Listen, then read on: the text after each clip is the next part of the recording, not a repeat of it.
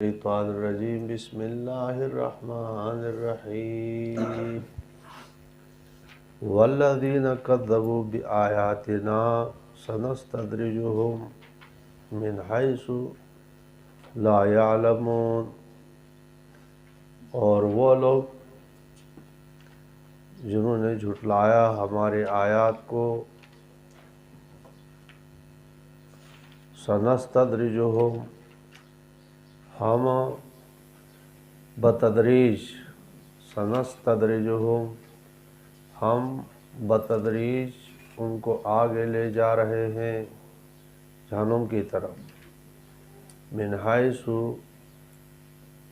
اس طرح سے کہ لا یعلمون، وہ نہیں جانتے، وَأُمْلِي لَهُمْ، اور ان کو ہم مہلت دے رہے ہیں دنیا میں، انی کیدی متین، بے شک ہمارے پکڑ بہت سخت ہے۔ اولم یتفکروا، کیا انہوں نے غور نہیں کیا، ما بصاحبہم من جنۃ، نہیں ان کی ساتھی کے ساتھ کوئی جنون، ان ہوا الا نذیر مبین، نہیں ہو مگر کھلا ہوا ڈرانے والا، کھلا ڈرانے والا۔ اولم ينظروا فی ملکوت السماوات والارض، کیا انہوں نے غور نہیں کیا ہے آسمانی بادشاہی میں، آسمانی عجائبات میں اور زمینی، وما خلق اللہ من شیء، اور وہ جو اللہ نے پیدا کیا ہے اشیاء، وَأَنْ عَسَىٰ أَنْ يَكُونَ قَدْ اقْتَرَبَ أَجَلُهُمْ، قد اقترب اجلہم، شاید کہ قریب آ چکی ہے ان کی مدت، فَبِأَيِّ حَدِيثٍ بَعْدَهُ يُؤْمِنُونَ، پس کس بات پر بعدہ، بعد القرآن، یؤمنون، قرآن کے بعد کس بات پر ایمان لے آئیں گے۔ مَن یضلل اللہ فلا ہادی لہ، جس کو اللہ گمراہ کرے گا اس کو کوئی ہدایت دینے والا نہیں، وَيَذَرُهُمْ فِي طُغْيَانِهِمْ، اور ان کو چھوڑ دیں گے اپنے سرکشیوں میں، وہ چھوڑتے ان کی سرکشیوں میں، یعمہون، سرگردان۔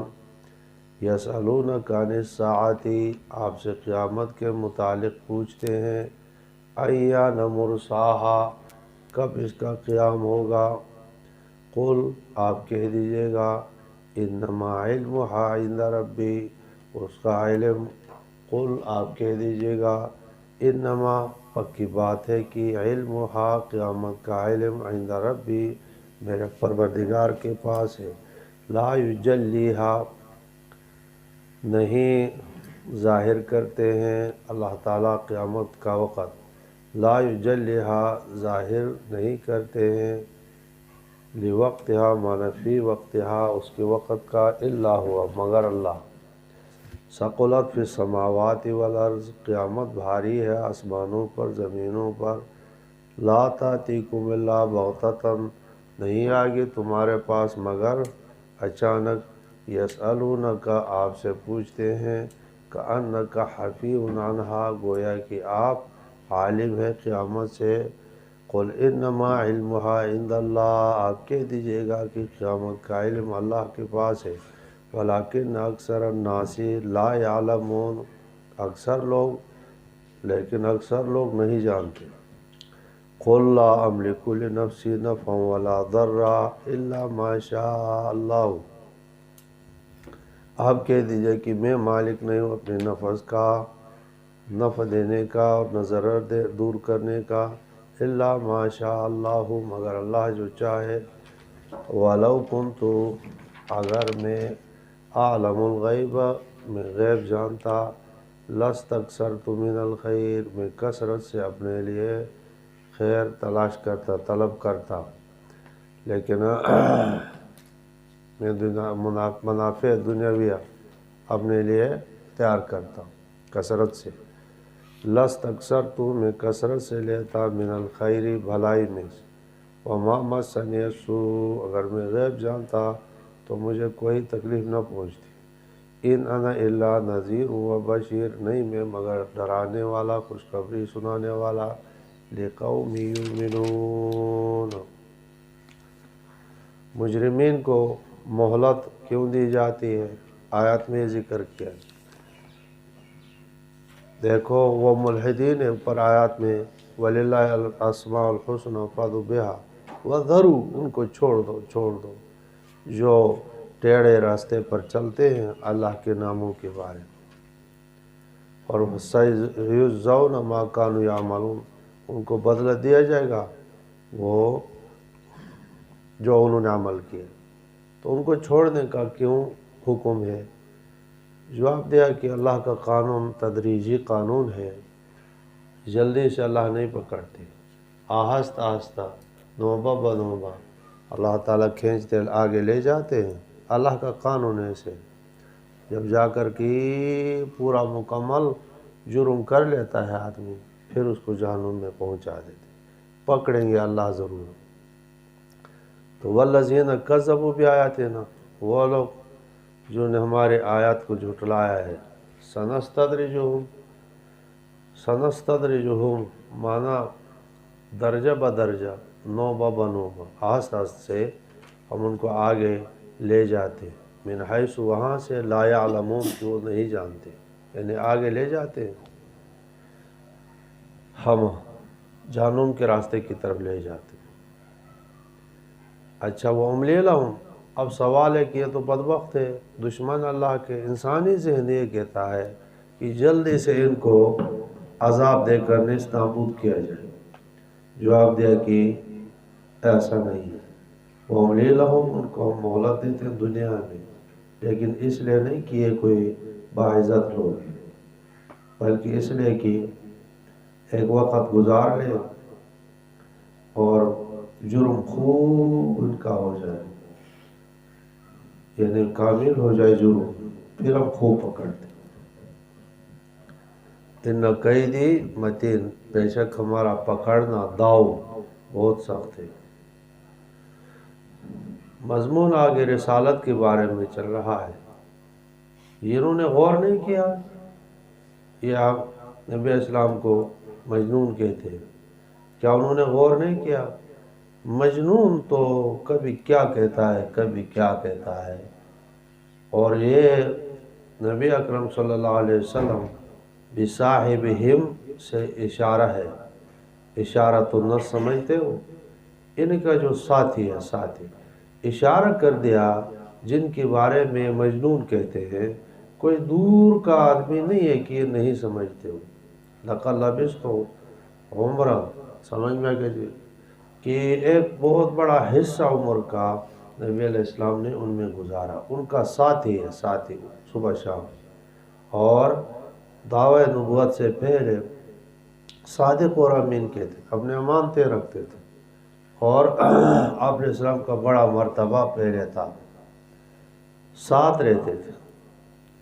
ایسا دانا آدمی کہ جس کی دانائی کے سامنے فصحائے عرب تو کیا، عجم تو کیا، ساری دنیا جو ہے گونگی بن گئی ہے. تو ایسا آدمی بھی مجنون ہوتا ہے. غور نہیں کیا ان لوگوں نے، ان کو غور کرنا چاہیے. وہ ہے کہ دعوت سخن، دعوت فکر دے دیا قرآن کریم نے. اولم یتفکروا، کیا انہوں نے غور نہیں کیا؟ ما بصاحبہم، نہیں ان کے ساتھی کے ساتھ، من جنت، کوئی جنون، ٹچ بھی نہیں ہوا ہے. با یہاں ذکر کیا گیا ہے، پہلے بتا چکا ہوں کہ بالساق کے لیے. مجنون ہونا تو چھوڑو، دماغ متاثر ہو تو وہ مجنون ہوتا ہے. تو ان کے ساتھ تو جن جو ہے جنون ٹچ بھی نہیں ہوا. اچھا ان ہوا الا نذیر مبین، نہیں ہے مگر کھرا ڈرانے والا. بشیر یہاں ذکر نہیں کیا چونکہ زجر کا مقام ہے، بشیر تو مومنین کے لیے. اچھا اب دیکھو توحید کی طرف بھی مضمون ہے اور رسالت کی طرف بھی، کہ پیغمبر اسلام کے پاس جو معجزات اللہ تعالیٰ نے دیا ہے، انہوں نے غور نہیں کیا کہ اللہ تعالیٰ کے ملکوت السماوات والارض، یہ فعل معجزات کو پڑھا چکا ہوں، فعل اللہ ہے، ٹھیک ہے. اسی طرح اللہ کے متعلق شریک ٹھہراتے ہیں آسمانوں اور زمینوں میں. غور بھی نہیں کیا انہوں نے کہ ایسے خدا کا کوئی شریک بھی ہوتا ہے. بے وقوف ہو ایسے اللہ تعالیٰ کا کوئی شریک نہیں ہوتا۔ اور پھر وہ شریک بھی کیسا کہ خود جو ہے بنا کر کے تراش کر کے پتھر خود تراش کر کے، جو تم سے بھی گیا گزرا ہے، جو تم سے بھی گیا گزرا ہے، اس کو تم شریک ٹھہراتے ہو کس کے ساتھ؟ اچھا جی، پہلے مضمون میں یہ تھا کہ اولئک الانعام بل هم اضل ہے، اور اب یہ فرمایا کہ یہ انعام بل اضل گدھوں کی طرح ہے۔ گدھا آسمان میں تھوڑی دیکھے گا کہ یہ چاند ہے، یہ سورج ہے، یہ ستارہ ہے، یہ مریخ ہے، سوچے گا؟ اولم ينظروا، کیا انہوں نے غور نہیں کیا فی ملکوت السماوات والارض، ایک نظر کی دعوت، نظر کرے آسمان عجائبات میں۔ وما خلق اللہ من شیء، اچھا وہ جو اللہ تعالیٰ نے پیدا کیا اشیاء، ان میں اگر غور کرتے تو توحید کا یقین ہوتا، اور آپ علیہ السلام کی ذات میں غور کرتے تو رسالت کا یقین ہوتا۔ وَأَنَا،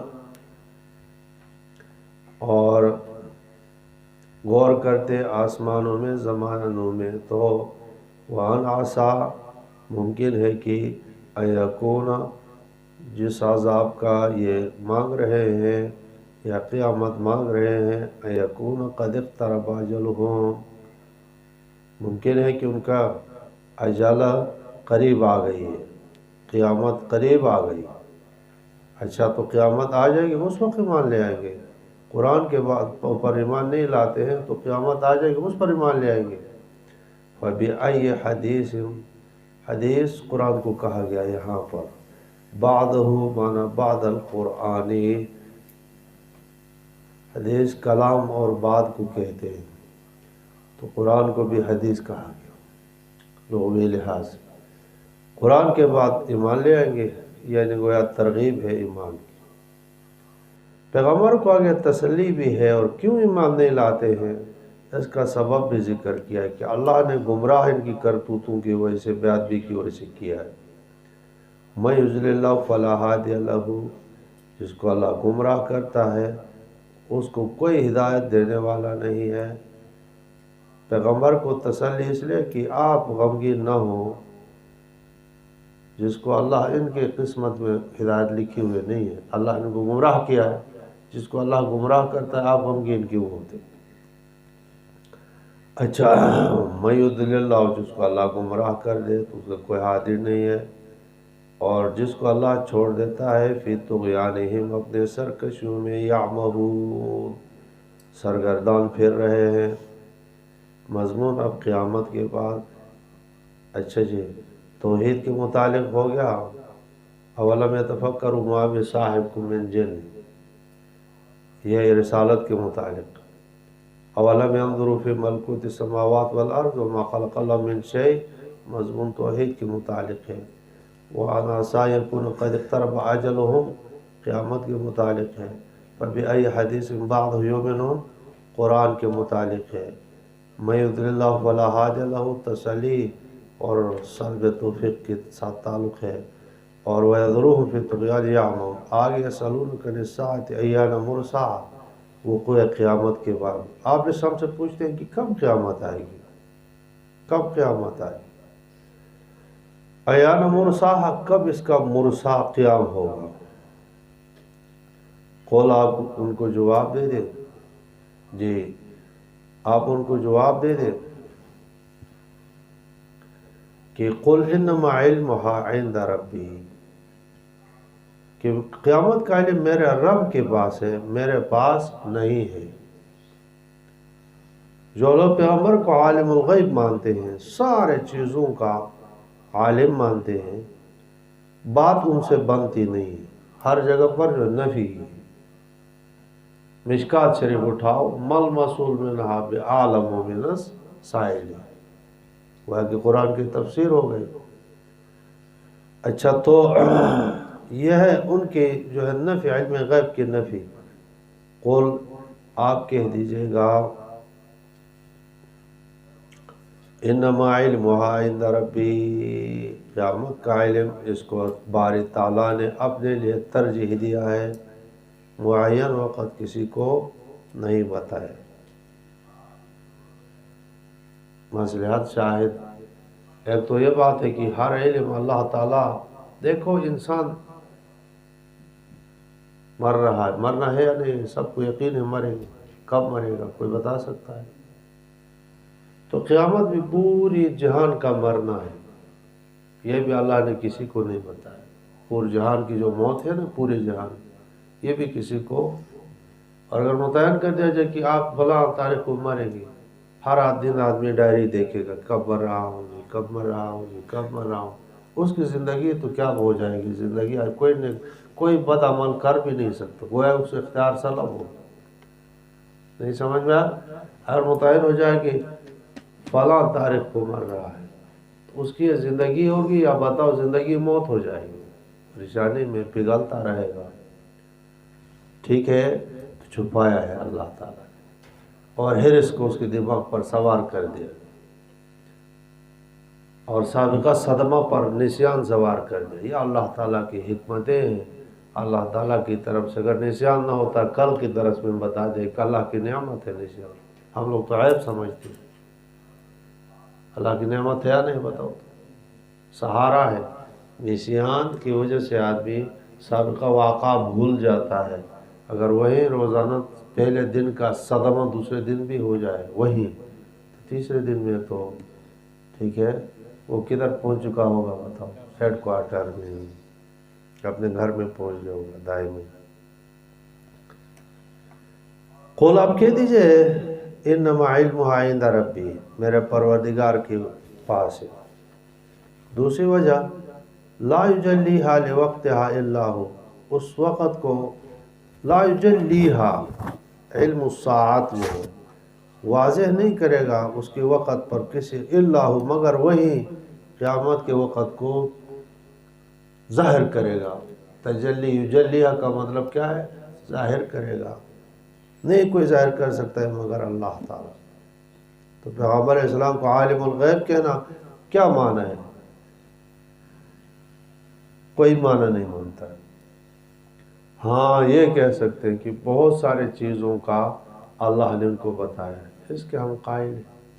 اوتیت علم الاولین، کوئی نزاع نہیں لگ رہا ہے۔ اس لیے رفیع عثمانی صاحب نے لکھا ہے، عام بریلیوں میں کیا نزاع ہے پتہ نہیں، اور یہی بات قاری طیب صاحب نے لکھا ہے۔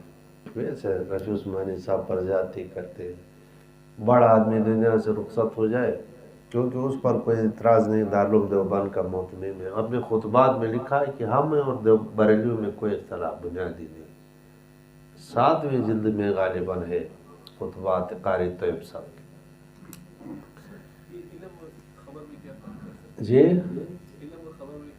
خبر ذریعہ ہے نا، علم مبدا ہے، خبر اطلاع، خبر ہے، حکایت ہے، اور علم تو وہ ایک وصف ہے جو قائم بالذہن ہے۔ نہیں سمجھ میں؟ خبر مل جاتی تو تب علم آتا ہے نا۔ علم مطلب یہ خبر حکایت سے تعبیر ہے، میں آپ کو اطلاع دے رہا ہوں یہ خبر ہے، یا خبر جو ہے جس طرح توضیح تلوین خبر ہے، قضیہ ہے، ٹھیک ہے، مسئلہ ہے، اور مرکب تام کی 6-7 قسمیں انہوں نے ذکر کیا۔ ہاں اچھا، 2 چیزیں یہاں پر فرق ہے۔ ایک تو یہ کہتے ہیں، ان کا یہ دعویٰ ہے کہ اللہ نے سب کچھ بتایا ہے، ہم کہتے ہیں نہیں، کدھر ہے کہ اللہ نے سب کچھ بتایا؟ ٹھیک ہے۔ دوسرا جو اللہ تعالیٰ نے بتایا ہے تو اس کو علم غیب نہیں کہتے۔ علم غیب خاص اصطلاح ہے، اللہ کا علم الہی ہے جو اللہ کے کا علم ہے، اللہ کا علم بالذات ہوتا ہے۔ علم غیب کتاب میں لکھا ہے ازالت الریب عن مسئلۃ علم الغیب، اس میں وجوہ ذکر کیا ہے، کئی وجوہ، 2 وجہ بنیادی ہے۔ ایک علم غیب حاوی ہو، ذرے ذرے کو احاطہ ہو اس میں، دوسرا بذات ہو، واسطہ سے نہ ہو، واسطہ ملک نہ ہو، ٹھیک ہے، بواسطہ الہام نہ ہو، بواسطہ نہ ہو، اور حاوی ہو ذرے ذرے، اور یہ 2 صفتیں جو اللہ کے ساتھ خاص۔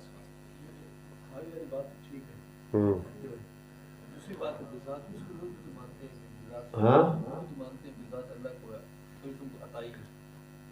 اچھا کیا مانتے وہ عطا نہیں ہوتے ہے نا، ہم کہتے عطا نہیں ہوتے، عطا نہیں ہوتی ہے.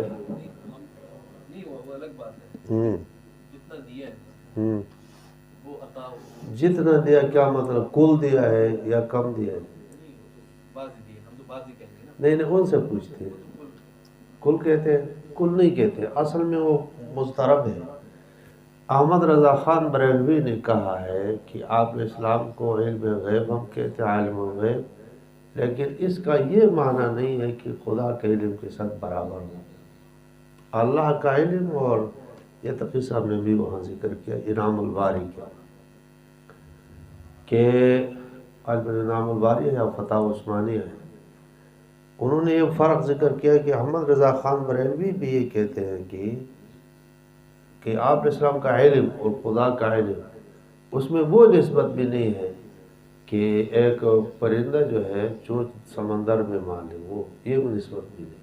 تو بالآخر جو ہے اسی بات کی پاس آ گئے، لیکن یہ صرف شروع میں جو ہے ایک بات انہوں نے کہہ دیا، لیکن دلائل کو دیکھ لیا تو وہ دلائل اس کی تائید نہیں کرتے. ہاں بات ایک نہیں ہے نا، بات ایک نہیں ہے. ہم انباء الغیب اخبار الغیب کہتے ہیں، اس کو بالذات اس کو مبدا علم میں لیتے. اخبار الگ ہے اور علم غیب الگ ہے. جی اخبار کا وہ نہیں مانتے ہیں، اس کو مانتے ہیں کہ وہ بالذات جو ہے خبر اطلاع کے بغیر، کنت نبیا والآدم بین الماء والطین، اس وقت ہم نبی تھے. استدلال پہلا یہی ہے، اخبار کبھی نہیں آئے ہیں، پہلے ہی ان کو جو ہے بالذات اس کے اندر علم جمع ہو گیا. سمجھ جائے گا جی. 4 مذہب ہے بریلویوں کے، اس میں وہ اخبار سے نہیں مانتے، اخبار سے مانتے تو پھر تو ختم ہو گئے. ہاں وہ اور جہد سے کہہ رہے ہیں کہ مطلب وسیلہ کے بعد ہم بھی مانتے ہیں، وہ بھی مانتے ہیں، تو وہ ایک قسم کے آپس میں جوڑ کے لیے کوشش کر رہے ہیں. اصل میں ایک نہیں ہے نا، بڑے لوگ ہیں وہ ایک قسم کے جوڑ کی کوشش کر رہے ہیں کہ زیادہ تکفیر بازی آپس میں نہ ہو. جی کدھر سبق تھا؟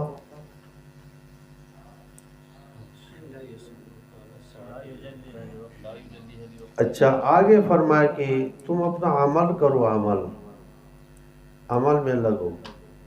قیامت جب آئے گی تو اتنی بھاری چیز ہے کہ آسمانوں کو بھی پر بھی بھاری ہے، زمین پر بھی بھاری. مطلب آسمان زمین ٹوٹ کر ختم ہو گئے. اذا الشمس کوورت واذا النجوم قدرت والسماوات مطویات بیمینہ. ٹھیک ہے، تو یہ قیامت بھاری ہے آسمانوں پر بھی اور زمینوں پر. لا تأتیکم الا بغتۃ، پہلے علم کسی کے پاس نہیں ہوگا، اچانک آئے گی. لا تأتیکم الا بغتۃ، اچانک. یسألونک، عجیب بات ہے، سوال کرتے آپ سے، کأنک حفی عنہا، کأنک عالم عنہا، آپ ان سے جاننے والے ہیں. ایسا اس میں بھی نفی علم غیب کی. اچھا قل انما علم عند اللہ، واضح حکم ہے. آپ کہتے کہ قیامت کا علم متعین وقت آئے گی ضرور، اجمالی علم تو ہے لیکن تفصیلی علم، جزئی علم نہیں ہے، وہ اللہ کے پاس. ولیکن اکثر الناس لا یعلمون، اکثر لوگ نہیں جانتے. قل لا املک لنفسی نفسا ولا ضرا الا ما شاء اللہ. اچھا ان سے یہ کہے کہ علم غیب کا میں دعویٰ نہیں کرتا، اگر علم غیب مجھے ہوتا تو میں اپنے نفع و نقصان کا مالک ہوتا، مجھے پتہ چلتا کہ مجھے کب نقصان پہنچ رہا ہے، کب فائدہ، تو اس سے میں بچاؤ کرتا. تو میں اپنے اس نفع و ضرر کا مالک نہیں ہوں، تو معلوم یہ ہے کہ میں عالم الغیب بھی نہیں ہوں. قل آپ کہہ دیجئے لا املک لنفسی نفع ولا ضر، یا یہ بھی کہہ سکتے ہیں کہ آپ جو ہے عذاب مجھ سے مانگتے ہیں تو یہ میں کہاں سے لاؤں گا، یہ میں اپنے نفس کے لیے کچھ نفس نہیں دے سکتا ہوں، تو اتنے بڑا ہنگامہ جو ہے یا بڑا عذاب میں کیسے لاؤں گا، یہ معنی بھی آپ کر سکتے ہیں۔ وَلَوْ كُنْتُ اچھا الا ماشاء اللہ، لیکن ماشاء اللہ اللہ جو چاہے تو مجھے ضرر بھی پہنچا سکتا ہے، اللہ کی قدرت ہے، اللہ کی مشیت و ارادہ ہے، اللہ ارادہ اگر کر لے تو اللہ اپنے ارادہ میں کامیاب ہوتے ہیں۔ وَلَوْ كُنْتُ مقدم تعالی سے وَلَوْ كُنْتُ أَعْلَمُ الْغَيْبَ، اگر میں غیب جانتا لَاسْتَكْثَرْتُ مِنَ الْخَيْرِ، تو میں کثرت سے اپنے لیے خیر چنتا، لیکن کثرت سے اپنے لیے خیر میں نے نہیں چنا ہے، تو مطلب یہ ہے کہ میں غیب بھی نہیں جانتا ہوں۔ بریلوی حضرات مانا کرتے ہیں کہ آپ علیہ السلام کے پاس جو ہے خیر کثرت سے تھا یا نہیں، نہ آتے نہ کل کوثر الکوثر الخیر، ٹھیک ہے، تو پھر آپ علیہ السلام علم بھی جانتے، علم غیب بھی جانتے، جو علم غیب کی نفی پر دال ہے اس نے علم غیب کی اس بات پر، اس کو کہتے ہیں تحریف، کیا کہتے ہیں جی؟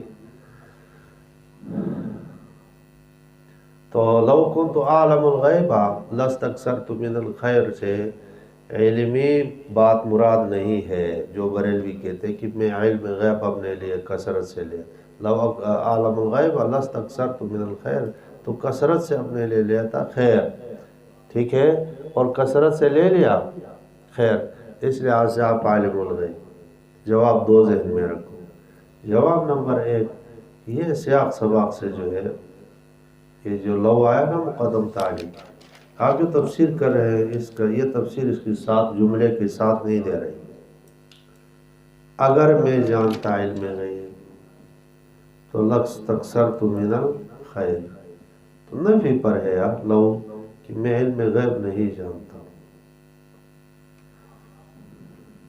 یعنی جو تفسیر آپ کی ہے وہ تفسیر مقدم تعلیم کے ساتھ نہیں دے رہی، اور یہ بات بھی کہ کسی نے اس آیت سے علم غیب کی اس بات پر استدلال نہیں کیا۔ لوگ آپ سے مناظرہ کریں گے تو دو قسم کے لوگ ملیں گے، یاد رکھنا،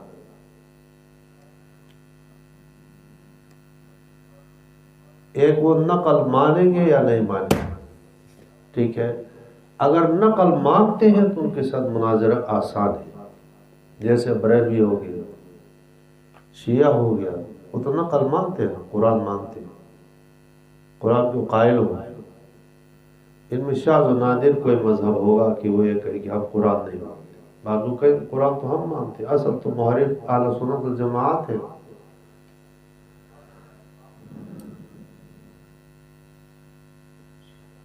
تو جب آپ مانتے ہیں تو آپ بریلویوں سے کہیں گے تفسیر مانتے ہیں نا، ہاں، بزرگ مانتے ہیں نا، ہاں، اولیاء مانتے ہیں نا، ہاں، امام حنیفہ مانتے ہیں، ہاں، حنفی تفاسیر سے نکالو کہ اس سے علم غیب کا اس بات ہوا ہے۔ سب تفسیروں نے یہ فرمایا کہ آپ اسلام علم غیب نہیں جانتے، تو جب سارے استدلال ایک طرف کر رہے ہیں تو تمہارے اوپر جو ہے انگریزی دور کے بعد تمہارے اوپر یہ تفسیر کا باب کیسے کھل گیا بتاؤ؟ اس لیے کہ انگریز نے فنڈ تقسیم کیا، بریلویوں کو بھی کچھ دے دیا، اور کچھ فنڈ جو ہے اہل حدیث کو بھی دے دیا، کچھ قائدانیوں کو بھی دے دیا۔ ایسا کام نہیں کرو نا، ٹھیک ہے، تو ایک جواب کیا ہوگا جی؟ کوئی تفسیر پیش کرو، اور یہ آپ کے پاس چابی ہے، جو کوئی وہ کر لے اس کو کہو کہ معتبر تفسیر سے، ٹھیک ہے، تم پیش کرو، اور یقین جانے کی کوئی دلیل نہیں ان کے پاس، بریلیوں کے پاس۔ اچھا، اب مانا ہوگا کہ لاستکثرت من الخیر، بہت سے منافع دنیوی میں حاصل کر، اور آپ کے پاس دنیوی منافع تھے بتاؤ؟ ایک پائی بھی نہیں، تو آپ عالم الغیب بھی نہیں۔ اور دوسری بات عاطف ہے، وما مسنی السوء، مجھے تکلیف بھی نہ پہنچی، اور آپ کو تکلیفیں پہنچی یا نہیں پہنچی؟ آپ کا خون گرا یا نہیں گرا، کافروں سے دندان آپ مبارک آپ کا شہید ہوا یا نہیں ہوا۔ اگر میں علم غیب جانتا، ٹھیک ہے، خود قرآن کریم فرماتے ہیں، تو مجھے کوئی تکلیف نہ پہنچتی، اور پہنچ گئے نا پیغمبر کو تکلیف، تو معلوم یہ ہوا کہ آپ اس علم غیب نہیں جانتے۔ کیا میری ڈیوٹی ہے؟ ان انا الا نذیر و بشیر لقوم یؤمنون، میں ڈرانے والا ہوں، خوشخبری سنانے والا ہوں اس قوم کے لیے جو ایمان رکھتے۔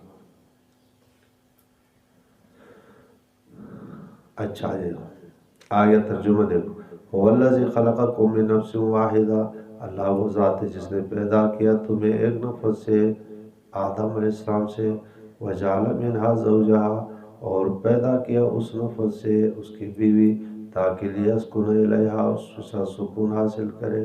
فلما تغشاہا، جب اس نے ڈھانپ لیا اس کو، حملت حملا خفیفا، اس کو حمل ہوا ہلکا سا، فمرت بھی، اس حمل کو لے کر کے چلتی ہے، فلما اثقلت، پس جب بھاری ہو گئی، بوجھل ہو گئی، دعوا اللہ، انہوں نے پکارا ربہم، اپنے پروردگار کو، لئن آتیتنا صالحا، اگر آپ دیں گے ہمیں صالح نیک اولاد درست، لَنَكُونَنَّ مِنَ الشَّاكِرِينَ، البتہ ہم ہو جائیں گے شکر گزار بندوں میں سے۔ فَلَمَّا آتَاهُمَا، جب اللہ تعالیٰ نے دیا میاں بیوی کو صالحا، مانا نر بچہ صالح درست، جعلا لہ شرکاء، انہوں نے بنایا اللہ کے ساتھ شریک، فیما آتاہم، اس میں کی جو ان کو دیا تھا اولاد میں، فَتَعَالَى اللَّهُ عَمَّا يُشْرِكُونَ، اللہ بلند ہے ان چیزوں سے جو ہے شریک ٹھہراتے ہیں۔ اَيُشْرِكُونَ مَا لَا يَخْلُقُ شَيْئًا، کیا شریک ٹھہراتے ہیں ان کو جو جس نے کچھ بھی پیدا نہیں کیا، کیا پیدا کرتے ہو، وَهُمْ يُخْلَقُونَ، خود پیدا کیے گئے ہیں، وَلَا يَسْتَطِيعُونَ لَهُمْ نَصْرًا وَلَا أَنفُسَهُمْ يَنصُرُونَ، نہ طاقت رکھتے ہیں ان کے لیے مدد کرنے کی، وَلَا أَنفُسَهُمْ يَنصُرُونَ، نہ اپنے نفس کی مدد کر سکتے ہیں۔ وَإِن تَدْعُوهُمْ إِلَى الْهُدَى لَا يَتَّبِعُوكُمْ، اگر تم ان کو ہدایت کی طرف بلاؤ تو لا يَتَّبِعُوكُمْ، تمہاری پیروی نہیں کریں گے، جواب نہیں دیں گے۔ سواء علیکم، برابر آپ کے اوپر، ادعوتموہم، آپ ان کو پکارو، ام انتم صامتون، یا چپ رہو سامنے۔ ان الذین تدعون من دون اللہ، بے شک وہ لوگ جو پکارتے ہیں من دون اللہ، اللہ کے علاوہ، عباد امثالکم، تمہاری طرح مخلوق ہے، فادعوہم، ان کو پس پکارو، فلیستجیبوا، چاہے کہ وہ جواب دے دے، لکم، تمہارے لیے، ان کنتم صادقین، اگر تم سچے ہو تو۔ الہم ارجل یمشون بہا، کیا ان کے لیے ایسے پاؤں ہیں جس سے وہ چلتے ہیں؟ ام لہم ایدین، کیا ان کے لیے ایسے ہاتھ ہیں یبطشون بہا؟ ام لہم اعین یبصرون بہا، کیا ان کے لیے ہاتھ ہے، آنکھیں ہیں جس سے دیکھتے ہیں؟ ام لہم آذان یسمعون بہا، کیا ان کے لیے کان ہے کہ جس سے یہ سنتے ہو؟ قل ادعوا شرکاءکم، آپ کہہ دیجئے گا پکارو اپنے شرکاء کو، ثم کیدونی، پھر میرے ساتھ تدبیر کرو، فلا تنظرون، مجھے مہلت نہ دو۔ ان ولی اللہ، بے شک میرا مددگار وہ اللہ ہے کہ الذی نزل الکتاب، جس نے کتاب نازل کیا ہے، خاص کتاب، الکتاب قرآن، وہو یتولی الصالحین، اور وہ دوست ہے نیک لوگوں کا، والذین تدعون من دونہ، اور وہ بت جن کو تم پکارتے ہو اللہ کے علاوہ، لا یستطیعون نصرکم، نہیں طاقت رکھتے تمہاری مدد کی، ولا انفسهم ینصرون، اور نہ اپنے نفسوں کی وہ مدد کرتے ہیں۔ وَإِن تَدْعُوهُمْ إِلَى الْهُدَى لَا يَسْمَعُوا، آپ اگر ان کو پکارے ہدایت کی طرف تو نہیں سنتے۔ وَتَرَاهُمْ يَنْظُرُونَ إِلَيْكَ، عجیب نقش کھینچا ہے، آپ دیکھیں گے کہ وہ دیکھ رہے ہوتے ہیں آپ کی طرف، وَهُمْ لَا يُبْصِرُونَ، واقع میں وہ نہیں دیکھتے، نظر کہاں ہے۔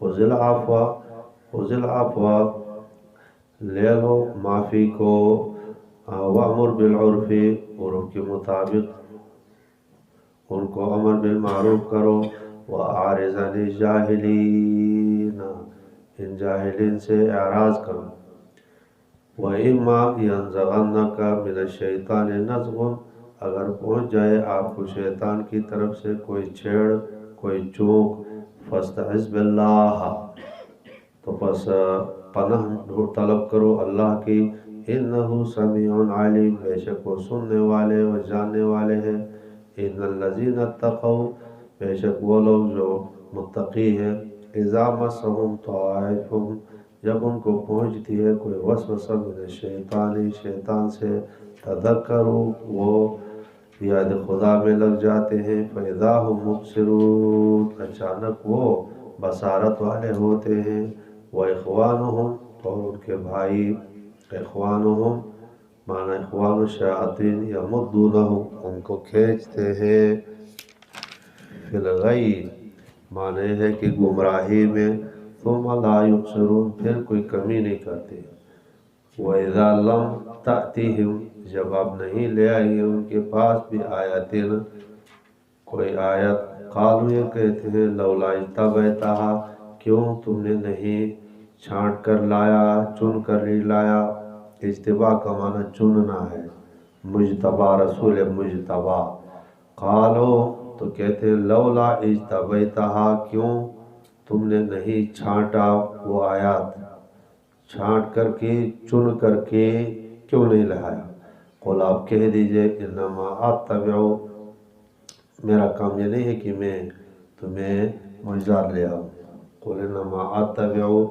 پکی بات ہے کہ میں پیروی کرتا ہوں ماں اس کی، یوحا الیہ جو میرے طرف کی جاتی ہے، میرے رب میرے پروردگار کی طرف سے، ھذا بصائر یہ قرآن بصائر ہے، کئی بصیرتوں کا مجموعہ ہے، اچھا سوچ بوجھ کی باتیں ہیں، بصیرت افروز دلائل ہے، ھذا بصائر آسان ترجمہ میں نے آپ کیا، یہ بصائر ہے کئی بصیرتیں ہیں، من ربکم تمہارے پروردگار کی طرف سے، وہدن ہدایت ہے عام الناس کے لیے مسلمان کافر سب کے لیے، ورحمت مومن کے لیے، لقوم یؤمنون اس قوم کے لیے جو ایمان لے آتے، تو یہ عظیم الشان کتاب ہے اور اس کا اتباع ضروری ہے، تم بھی جب قرات ہو تو اس کا اتباع کرو، یا جو ہے عظیم الشان قرآن ہے، بصائر ہے،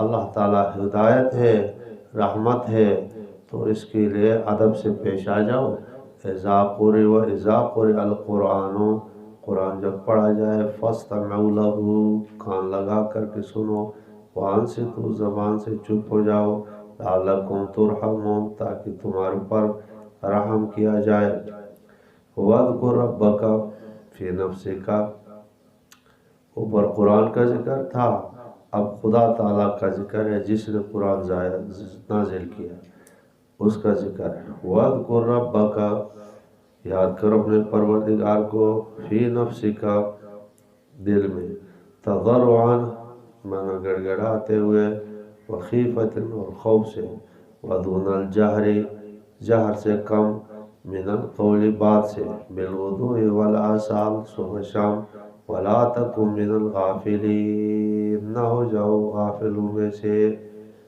ان الذین عند ربک دیکھے تو صحیح انسان بشر ہے گناہ ہو سکتا ہے، لیکن ان الذین عند ربک بے شک وہ مخلوق جو تیرے پروردگار کے پاس ہے، قرب حاصل ہونے کے باوجود، لا یستکبرون عن عبادتہ تکبر نہیں کرتے ہیں اللہ کی عبادت سے، ویسبحون پاکی بیان کرتے ہیں اللہ تعالیٰ کی، وَلَهُ يَسْجُدُونَ اور اس کو ہر پر ہر دم مضارع میں تجدد ہوتا ہے، یسجدون سجدے کرتے ہوتے ہیں، سجدے کی آیت،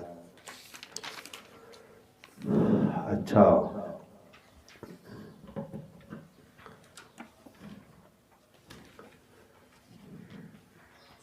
لکھو چلو سورت کی اول سورت کا اختتام ہو رہا ہے،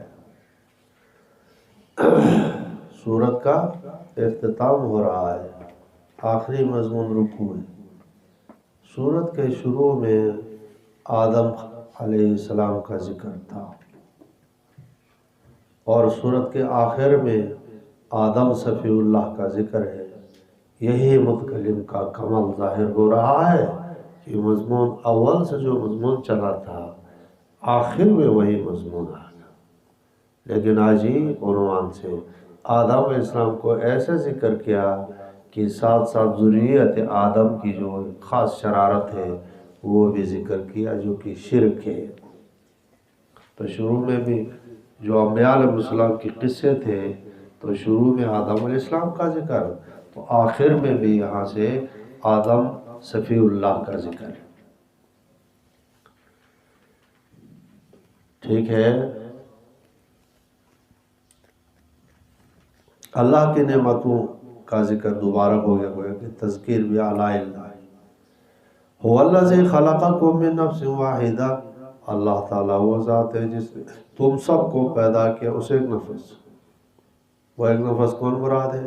سب مفسرین کے نزدیک انسان آدم علیہ السلام کی اولاد ہے، دو رائے نہیں ہے۔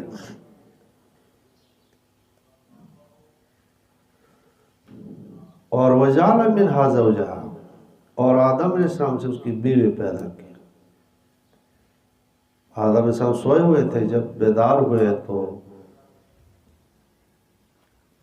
زندہ جوان ہماری ماں جو ہے موجود ہے، ماں ہوا، یہ کون ہے؟ یہ آپ کی بیوی ہے جی۔ کیوں پیدا کیا گیا؟ تاکہ آپ سکون حاصل کریں۔ سمجھ میں آگیا جی؟ تو فرمایا کہ لیسکن الیہا، تاکہ اسے سکون حاصل ہو۔ پتہ چلا کہ سکون کس سے حاصل ہوتا ہے؟ بتاؤ جی۔ بیوی سے سکون حاصل ہوتا ہے۔ اب آگے فرمایا کہ اللہ تعالیٰ کی بڑی نعمت تھی، فلما تغشاہا، جب ڈھانپ لیا۔ کس نے ڈھانپ لیا جی؟ بات سنو جی، بات یہاں سنو۔ ایک تو گپ شپ ہے بعض لوگوں کی، کہتے کہ ماں ہوا کے بچے جو ہے نہیں رہتے تھے، بچتے تھے، مر جاتے تھے، تو شیطان آیا، ٹھیک ہے، اور شیطان نے کہا کہ بزرگ کی صورت میں آیا کہ آپ کو ایسی کام نہ بتاؤ کہ جس کی وجہ سے بچہ بچے۔ سچ واقع نہیں ہے، میں آپ کو جو ہے سمجھاتا ہوں۔ اچھا تو کیا جی؟ بچہ ہو جائے تو اس کا نام عبد الحارث رکھو۔ کیا رکھو جی؟ اور حارث شیطان کے ناموں میں سے ایک نام ہے، سمجھ میں؟ عبد النبی، عبد الحارث، تو پھر تمہارا بچہ بن جائے، بچے۔ اور جب اس نے رکھ دیا استغفر اللہ، تو پھر وہ بچہ بچنے لگا، بچ گیا۔ تو اس کا یہاں پر ذکر ہو گیا۔ آگے چلو جی، فلما اسقلت، اچھا جی دیکھ لو ذرا، فلما تغشاہا، جب آدم اب لگاؤ پوری اس واقعہ کے مطابق لگاؤ۔ فلما تغشاہا، جب آدم علیہ السلام نے ماں ہوا کو ڈھانپ لیا، مطلب یہ ہے کہ جمع کر لیا، حمل ہو گیا، حملا خفیفا، ابتدا میں خفیف سے حمل تھا، اس سے چل پھر سکتی تھی، فمرت بھی۔ فلما اسقلت، جب خوب بھاری ہو گیا حمل، تو دعو اللہ، انہوں نے جو ہے پکارا اللہ کو، اپنے پروردگار کو، کہ ان آتیتنی صالحا، اگر صالح درست بچہ ہوگا تو ہوتا نہیں تھا نا بچہ، لنکونن من الشاکرین، ہم شکر گزار بندوں میں سے ہوں گے۔ فلما آتاہما، جب آگ دے دیا اللہ تعالیٰ نے ان کو صالح درست بچہ، تو جعلا لہو، اللہ کے لیے ان دونوں نے شرکاء شریک ٹھہرایا، فیما، اس بچے میں، آتاہما جو اللہ تعالیٰ نے، فیما مانا اس کی وجہ سے، اس بچے کی وجہ سے، یہ فی اجل کے معنی میں لے لو، اس بچے کی وجہ سے جو اللہ تعالیٰ نے ان کو دیا تھا، اس کا نام جو ہے عبد الحارث ہے۔ فتعال اللہ عما یشرکون، اللہ بلند ہے جی کہ عما یشرکون، اس کے ساتھ شریک ٹھہرائے۔ اب تم بتاؤ کہ آدم صفی اللہ مائے ہوا شرک کر سکتے ہیں؟ نہیں جی، اس کی کوئی اصل یعنی نہیں ہے۔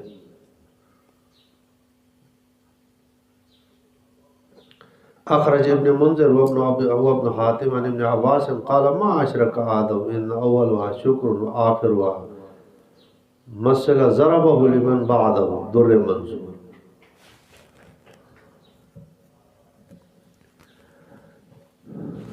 سمجھ لو جی اب تم سمجھ لو اصلی بات کیا ہے۔ شروع میں چونکہ آدم اسلام کا ذکر تھا، مضمون ختم ہو رہا ہے تو پھر آدم اسلام ہی کا ذکر ہے، مائے ہوا کا بھی ذکر ہے، ٹھیک ہے۔ اگلی جو بات ہے اسی طرح سے جس طرح سے آدم اور مائے ہوا، اسی طرح سے بنی آدم میں میاں بیوی بھی، ٹھیک ہے۔ تو آگے جو کام کیا ہے فلما تغشاہا، تو تغشا میں جو ضمیر ہے مطلق مذکر کی طرف راجع، بنی آدم کی میں کسی ایک آدمی کی طرف، اور جو ہا ضمیر مونس ہے یہ اس کی بیوی کی طرف راجع۔ نہیں سمجھ میں آیا؟ آپ یہ اعتراض کریں گے اضمار قبل، اس کا مرجع کہاں ہے؟ نحوی ہے نا، وہ بھائی ہر جگہ نہ ہو مت گھساؤ، سیاق سباق بھی ہوتا ہے، یہ خارجی دلائل بھی ہوتے ہیں۔ اگر آپ اپنے نحوی مرجع یہاں آدم اسلام پر فٹ کریں گے تو وہ شرک کس کے لیے ثابت ہوگا جی؟ آدم علیہ السلام۔ نہیں سمجھ میں گویا کہ ہم آدم علیہ السلام کو جنس تصور کریں گے، ٹھیک ہے، اور میں ہوا کو جن سے نساء تصور کرے، گویا میں نے کہا، ٹھیک ہے۔ اس لحاظ سے آگے ایک فرد مذکر آ جائے گا بنی آدم میں سے، اور ایک مونس آ گیا بنات آدم میں سے۔ اب سمجھ میں آ گیا جی؟ تو ان کا آپس میں نکاح ہو گیا، فلما تغشا، ٹھیک ہے، اب جمع ہو گیا، اور حملت حملا خفیفا فمرت بھی، فلما اثقلت، تو ان میاں بیوی نے دعو اللہ ربہما، تو انہوں نے پکارا اللہ کو جو ان کا پروردگار تھا کہ اگر ہمیں صالح بچہ ہو جائے لنکونن من الشاکرین، ہم شکر گزار بندوں میں بن جائیں گے۔ فلما آتاہما صالحا، نیک بچہ ان دونوں کو دے دیا، تو جعلا لہ شرکا، اللہ کا شریک بنا۔ اب شرکا سے مراد حقیقی شرک لے لو کہ انہوں نے جو ہے شرک کرنا شروع کر دیا، اور کیا ہے نہیں کیا بتاؤ تو حقیقی شرک لے لو۔ فیما آتاہم فتعالی اللہ عما یشرکون۔ اور یہ دلائل عقلیہ نقلیہ سے، دلائل عصمت انبیاء پر آپ کو پیش کر دیا کہ کوئی بھول کر کی، کوئی سہو سے، کسی طرح سے اللہ کا پیغمبر جو ہے شرک نہیں کر سکتا، اور سب انبیاء کا باپ، سب انسانیت کا باپ شرک کیسے کر سکتا ہے؟ یہ عقلی دلائل، نقلی دلائل ہر لحاظ سے، یہ بلکہ ان کی ذریت کی طرف راجع ہے، اور ایسا ہوتا ہے۔ مثالیں تفسیروں میں بہت دیا ہے، وقت بہت کم ہوتا ہے، ورنہ میں آپ کو مثالیں بھی کہ پہلے ایک کا ذکر ہے، آگے ضمائر جو ہے جا کر کے وہ نسل کی طرف جا رہے ہیں، ٹھیک ہے، اس طرح سے صورتیں ہیں۔ ایشرکون، کیا یہ شریک ٹھہرا رہے ہیں، ما لا یخلق شیئا، ان بتوں کو جو، دیکھو آدم علیہ السلام کے ساتھ لگاؤ تو پھر جو ہے بت پرست تو نہیں تھے،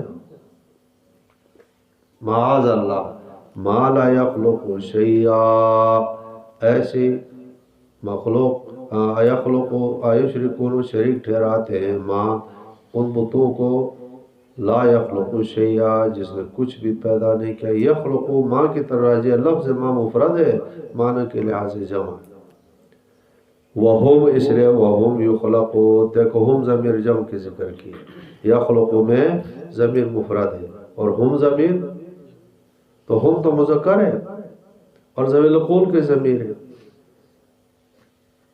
یہ مشرکین ان کے ساتھ ایسا رویہ کرتے تھے گویا کہ وہ پورے معبود تسلیم کرتے، تو معبود میں تو علم ہوتا ہے، اس لیے جو ہے وہ ہم کہہ دیں۔ تعالی اللہ، اچھا، ولا یستطیعون لهم نصرا ولا انفسهم ینصرون، قرآن حقائق بیان کرتا ہے، گالیاں نہیں دیتا ہے۔ رسول صلی اللہ علیہ وسلم بتوں کی باطل کی حقائق بیان کرو، حقیقت بیان کرو، گالی دینے کی اجازت نہیں ہے، ٹھیک ہے، برا بھلا کہنے کی اجازت نہیں ہے اور کہا بھی نہیں ہے۔ یہ دیکھو حقیقت بیان کیا ہے، اب وہ بھی تسلیم کرے گا۔ اس کافر سے پوچھو جو بت کو سجدہ کرتا ہے، یہ بت آپ کو چائے پکا سکتا ہے، ٹھیک ہے، کھانا دے سکتا ہے، پیسے دے سکتا ہے؟ نفذر آپ بیمار ہوتے ہیں، اسپتالوں میں جاتے ہیں، بت آپ کو کچھ کر سکتے ہیں، وہ کیا جواب دینا چاہیے؟ سمجھ میں گئے جی؟ یہ دیکھو حقائق ہے۔ وَلَا يَسْتَطِيعُونَ لَهُمْ نَصْرًا وَلَا أَنفُسَهُمْ، توڑا گیا بتوں کو، ابراہیم علیہ السلام نے توڑا ہے نہیں توڑا ہے؟ اٹھا کر تم صفائی کرتے، جھاڑو لگاتے ہو اس کو، ٹھیک ہے، تو اپنے سے گند صاف نہیں کر سکتا، تو یہ کیسے خدا ہو سکتا؟ آگے مشرکین کے لیے التفات ہے، وَإِن تَدْعُوهُمْ إِلَى الْهُدَىٰ، اگر تم اصنام اور بتوں کو پکارو ہدایت کی طرف، راستے کی طرف۔ عجیب عنوان ذکر کیا ہے، بت خدا بندے کو ہدایت دیتا ہے، راستہ دکھاتا ہے، تو یہ کیا جو ہے تم میرے راستے دکھائیں گے؟ بلکہ الٹا تم ان کو پکارو ہدایت کی طرف تو لا یتبعوکم، تمہیں جواب نہیں دے سکتے، الٹا تمہیں کیا رہنمائی کرے گی؟ سواء علیکم، تمہارے اوپر برابر ہے، ادعوتموہم، کہ تم ان کو پکارو، یا ام تم صامتون۔ صامتون کس کو کہتے ہیں بتاؤ؟ یہ صرف خاموش ہونا نہیں ہے، تم ان کے سامنے جو رام رام کر کے کھڑے ہو جاؤ اس طرح سے، ٹھیک ہے، تم ہوتے رہو کھڑے، کوئی تمہیں فائدہ نہیں ہوگا۔ پکارو ان کو، یا تم عزت اور ادب سے ان کے سامنے کھڑے ہو، کوئی فائدہ تمہیں نہیں۔ اور قباحت ذکر کیا، ان الذین تدعون، بے شک وہ بت، ہم ضمیر پر مذکر ذکر کیا، ان الذین تدعون من دون اللہ، تو ان الذین تدعون، تدعون میں ضمیر خطاب ہے، صلہ ہے الذین کے لیے، اور الذین سا کا مصداق بت ہے، یاد کرو، بے شک وہ معبودان باطلہ، وہ بت جن کو تم پکارتے ہو، من دون اللہ، اللہ سے فروتر کم، عباد امثالکم، تمہارے طرح مخلوق ہے۔ عباد ان کا کیا معنی ہے؟ تمہارے طرح مخلوق ہے، ان کو بنایا گیا ہے، ٹھیک ہے، تو اس سے بہتر ہے تم ایک دوسرے کی عبادت کرو، بت کو پوجنے کے بجائے۔ فَلْيَسْتَجِيبُوا لَكُمْ، چاہے کہ وہ تمہیں جواب دے دے، اگر تم سچے ہو تو، تم سچے ہو تو ان سے پکارو ذرا، تمہیں جواب دیتے ہیں؟ نہیں دیتے ہیں، مطلب تم جھوٹے ہو۔ دیکھو وہ جو بت نقش بناتے تھے مصور، اس کے پاؤں بھی ہوتے تھے، ٹھیک ہے، اکثر عورتوں کی شکلوں پر ہوتے تھے، اور اس کے کان بھی، ناک بھی، آنکھیں سب، تو فرمایا کہ اے بیوقوفو، تم ذرا سوچو، کیا ان کے لیے الہم ارجل یمشون بہا، ان کے لیے جو ہے یہ تمہارے طرح انسان مخلوق ہے، الہم ارجل، بلکہ اب یہ فرق آگے ظہر کیا، تمہارے طرح ہے لیکن فرق ہے، تمہارے پاؤں ہیں تم چلتے ہو، تمہارے آنکھیں ہیں تم دیکھتے ہو، تمہارے کان ہیں تم سنتے ہو، لیکن ان کے پاس ایک طاقت ہے نہیں ہے، تو تم سے بھی گئے گزرے ہیں، تو عابد معبود سے اعلیٰ ہو گیا، عابد معبود سے، معبود اعلیٰ ہونا چاہیے عابد سے، تو یہاں عابد معبود سے کیا ہو گیا جی؟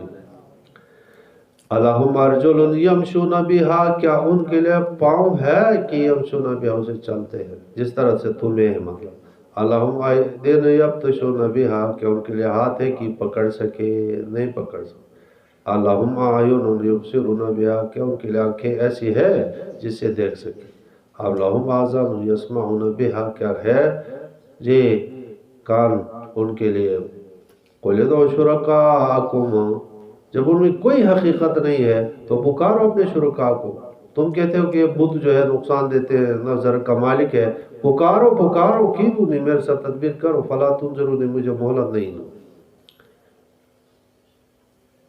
اچھا، ان ولی اللہ الذی نزل الکتاب، میرا ولی وہ ہے، دیکھو پہلے فرمایا تھا کہ ان تدعوہم الی الہدی لا یتبعون، ان کو جب ہدایت کی طرف تم پکارو تو تمہاری بات نہیں سنیں، اور میرا اللہ وہ ہے کہ جس نے ہدایت کے لیے کتاب نازل کی، عظیم الشان کتاب، یہ الف لام جو ہے کمال کے لیے، الکتاب، وَهُوَ يَتَوَلَّى الصَّالِحِينَ، ترغیب بھی ہے سارے نیکوں کا، صالح لوگوں کا دوست کون ہے جی؟ مطلب صالح بنو، تمہارا دوست اللہ ہوگا، تمہارا کام اللہ بنائے گا۔ وَالَّذِينَ تَدْعُونَ مِن دُونِهِ لَا يَسْتَطِيعُونَ نَصْرَكُمْ وَلَا أَنفُسَهُمْ يَنصُرُونَ، اور وہ جس کو تم پکارتے ہو اللہ کے علاوہ طاقت نہیں رکھتے ہیں تمہاری مدد کی، اور اللہ یتولی الصالحین ہے، ٹھیک ہے، وَلَا أَنفُسَهُمْ يَنصُرُونَ، نہ ان کی اپنے نفسوں کی مدد کی کرتے۔ وَإِن تَدْعُوهُمْ إِلَى الْهُدَىٰ لَا يَسْمَعُوا، اگر آپ ان کو پکار لے ہدایت کی طرف جو ہے، پہلے فرمایا لا يَتَّبِعُوكُمْ، ٹھیک ہے، فرق ہے، تمہاری بات کی پیروی نہیں کریں گے۔ اب یہاں فرمایا کیا پیروی کرتے، سنتے نہیں تو کیا پیروی کریں گے؟ سننا سمجھنا آئے تو پیروی بعد کی بات ہے، تکرار نہیں ہے، ٹھیک ہے۔ قرآن کے جملوں میں یا علت معلوم ہوتا ہے آگے پیچھے، یا کچھ اس طرح سے کوئی نقطہ ضرور ہوتا ہے کہ اس میں تکرار محض نہیں ہوتا ہے۔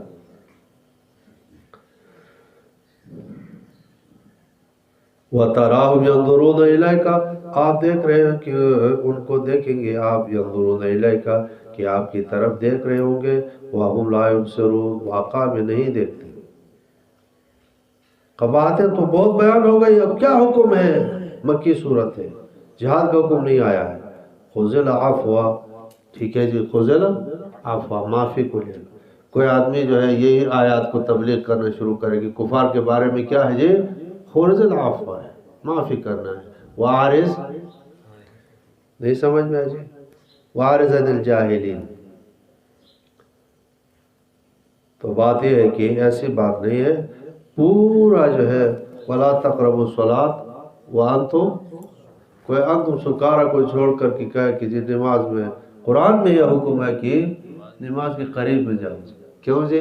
وَلَا تَقْرَبُوا الصَّلَاةَ، تو یہی اسی طرح سے قرآن کریم پورا مکمل دیکھو، سارے احکام کو دیکھو، پھر احادیث مبارکہ میں دیکھو کہ ان آیات کی کیا تشریح ہے، پھر جو ہے امت کا عمل دیکھو کہ سارے امت کیا سمجھے، یہی چیز ہے بس، قرآن پھر آگے جو احادیث، پھر تعامل ناس کو دیکھا جائے گا کہ ان آیات سے کیا معنی لیا، نہیں سمجھ میں آ جائے۔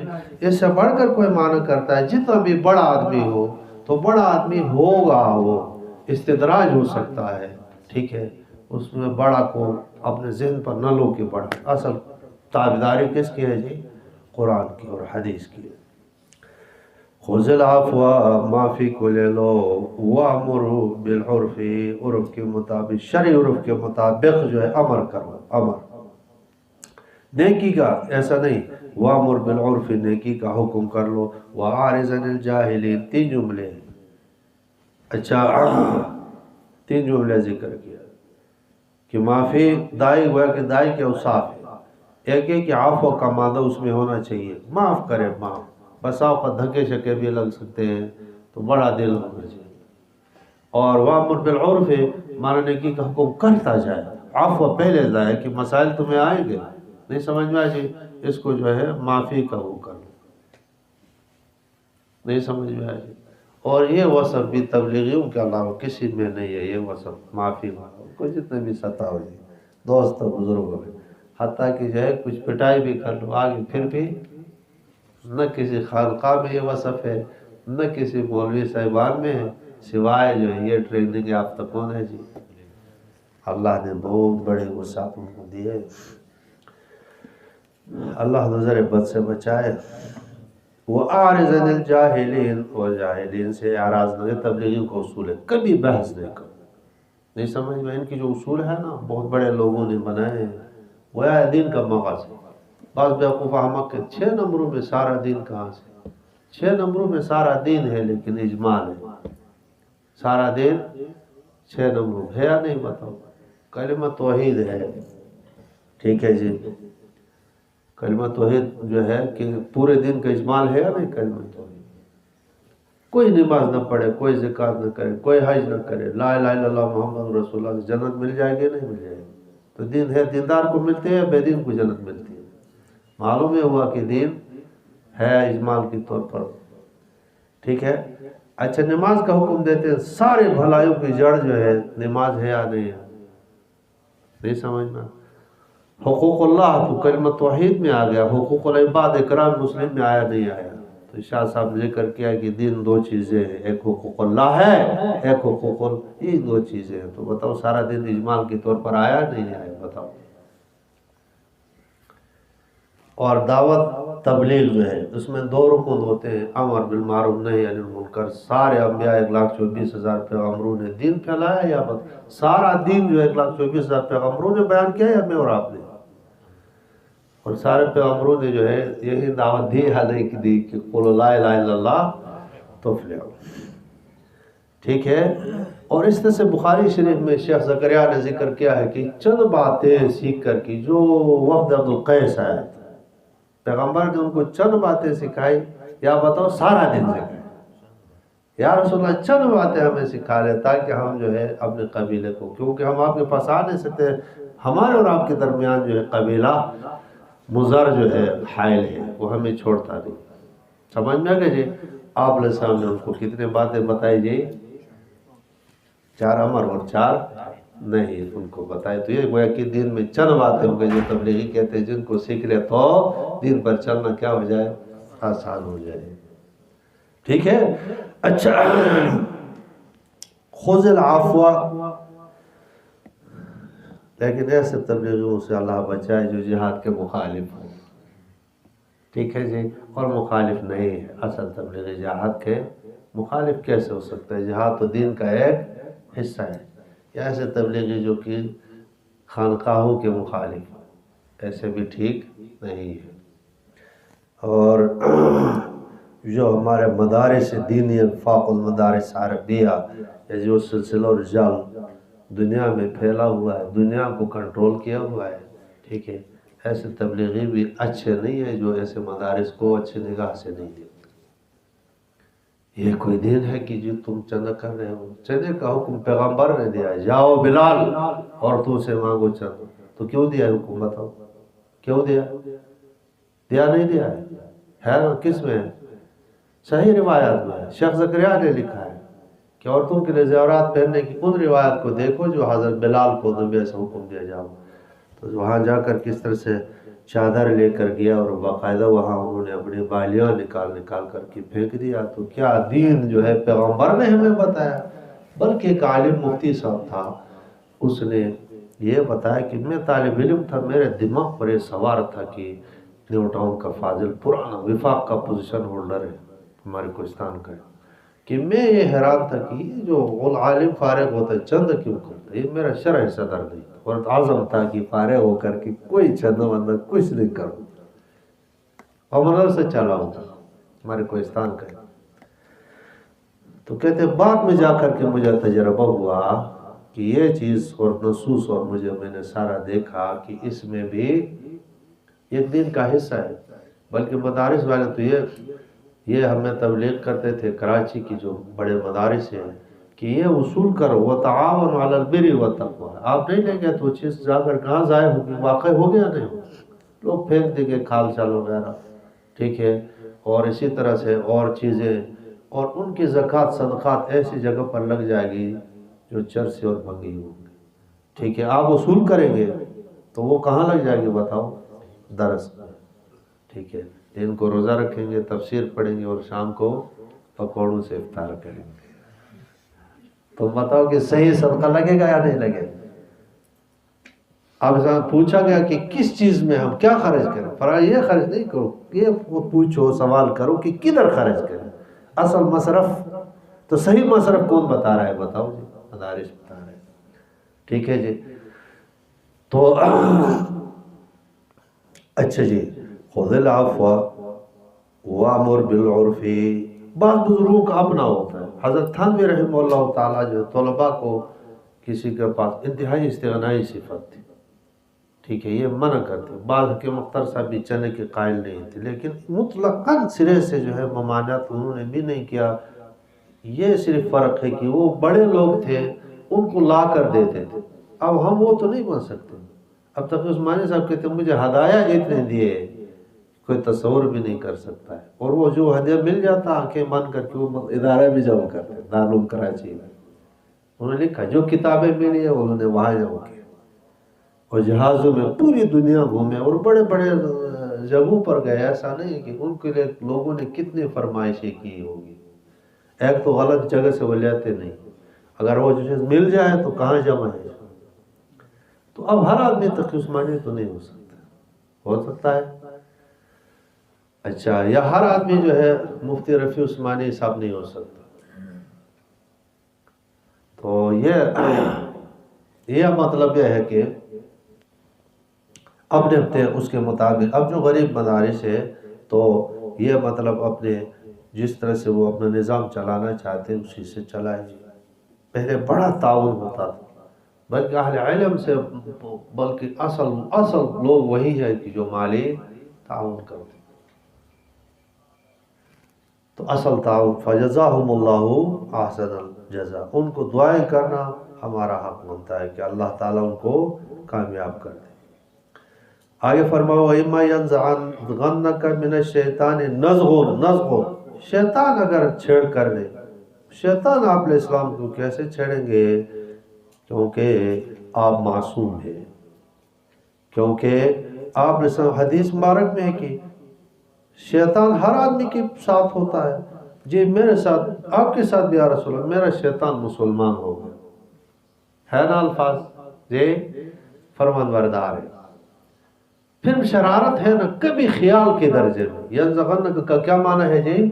خیال کے درجے میں یا امت کو سمجھانے کا مقام ہے یہاں پر. نہیں سمجھ میں آئے جی؟ یا خیال کے درجے میں شیطان کوئی وسوسہ ڈال دے، اور یا اما ینزغن کا معنی ہے کہ امت کو جو ہے کوئی وسوسہ ڈال دے نزغن، تو فاستعذ باللہ، اللہ کی پناہ ڈھونڈ لو. یعنی امت کو تعلیم انہ سمیع علیم. ان الذین اتقوا، وہ لوگ جو متقی ہے، خدا ترس ہے. اذا مسهم طائف سے مراد وساوس من الشیطان ہے، تو تذکروا، یہ یاد خدا میں لگ جاتے. فَإِذَا هُمْ مُبْصِرُونَ، تو اچانک وہ دیکھ لیتے ہیں. سمجھ میں گئے جی؟ کیا دیکھ لیتے ہیں؟ مطلب یہ ہے کہ وہ بصارت ان کو آ جاتی ہے، یعنی شیطان سے وہ اللہ کی مدد سے وہ بچ جاتے ہیں.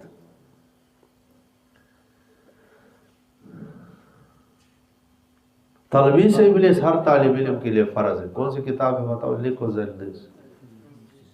تمہارے پاس اگر ایک پائی بھی نہ ہو کسی سے قرض لا کر کے، ہر طالب علم کے لیے کون سی کتاب پڑھنی چاہیے بتاؤ؟ تلبیس ابلیس. ابلیس آتا ہے اور آ کر کے دھوکے میں ڈالتا ہے، عالم کو دھوکے میں ڈالتا ہے تو ہے سارے کتابوں کا پڑھانے والا، ٹھیک ہے جی، مشکلات کو حل کرنے والا، کلیات کو جزیات کو اور کلیات سے جزیات کا استنباط کرنے والا. تیرا سونا جو ہے لوگوں کی عبادت پر جاؤ سو جاؤ، ٹھیک ہے جی، تفسیر پڑھ کر کے یہ جو ہے شیطان ہو جاتا. اب طالب علم کو جو ہے کیسے وہ کرتا ہے جی، ادھر جاؤ، ادھر دارالعلوم کراچی میں داخلہ لے لو، ٹھیک ہے. اس طرح سے جو ہے چونکہ وہ داخلہ وہاں تو ہونے والا نہیں ہے، اس میں کوئی نمرات ہے نہیں، تو یہاں سے مدرسے سے وہ نکل گیا اساتذہ سے، ٹھیک ہے. تو صوفی کو دوسری طرح سے، اور آپ دیکھ لو کہ جو صوفیوں کے جو مریدین ہیں اللہ کی پناہ، یہ آپس اتنے آگے اس غلو میں ہوتے ہیں کہ صوفی تو اس ڈر سے میں ڈرا ہوا. ان کے مریدین کے پاس جاؤ تو وہ اپنے جو ہے پیر صاحب کو معبود سمجھتے، معبود من دون اللہ سمجھتے. حضرت نے فرمایا جی، حضرت نے. تو یہ حضرت جو ہے، میں حیران تھا کہ یہ تقی عثمانی صاحب ہو گیا، یہ مولانا سرفراز خان صاحب درس اتنا بڑا پیر تھا، کوئی آؤ بچاؤ اٹھو بچو. اگر یہ طریقہ اختیار کرتے تو میرے خیال ایسا ہے کہ لاکھوں سے متجا، چونکہ ہر وقت ان کے پاس لوگ آتے رہتے، بنگلہ دیش سے آ گیا، ہندوستان سے آ گیا، کوئی شاگرد آ گئے، اور مہمان نوازی خود کرتے تھے.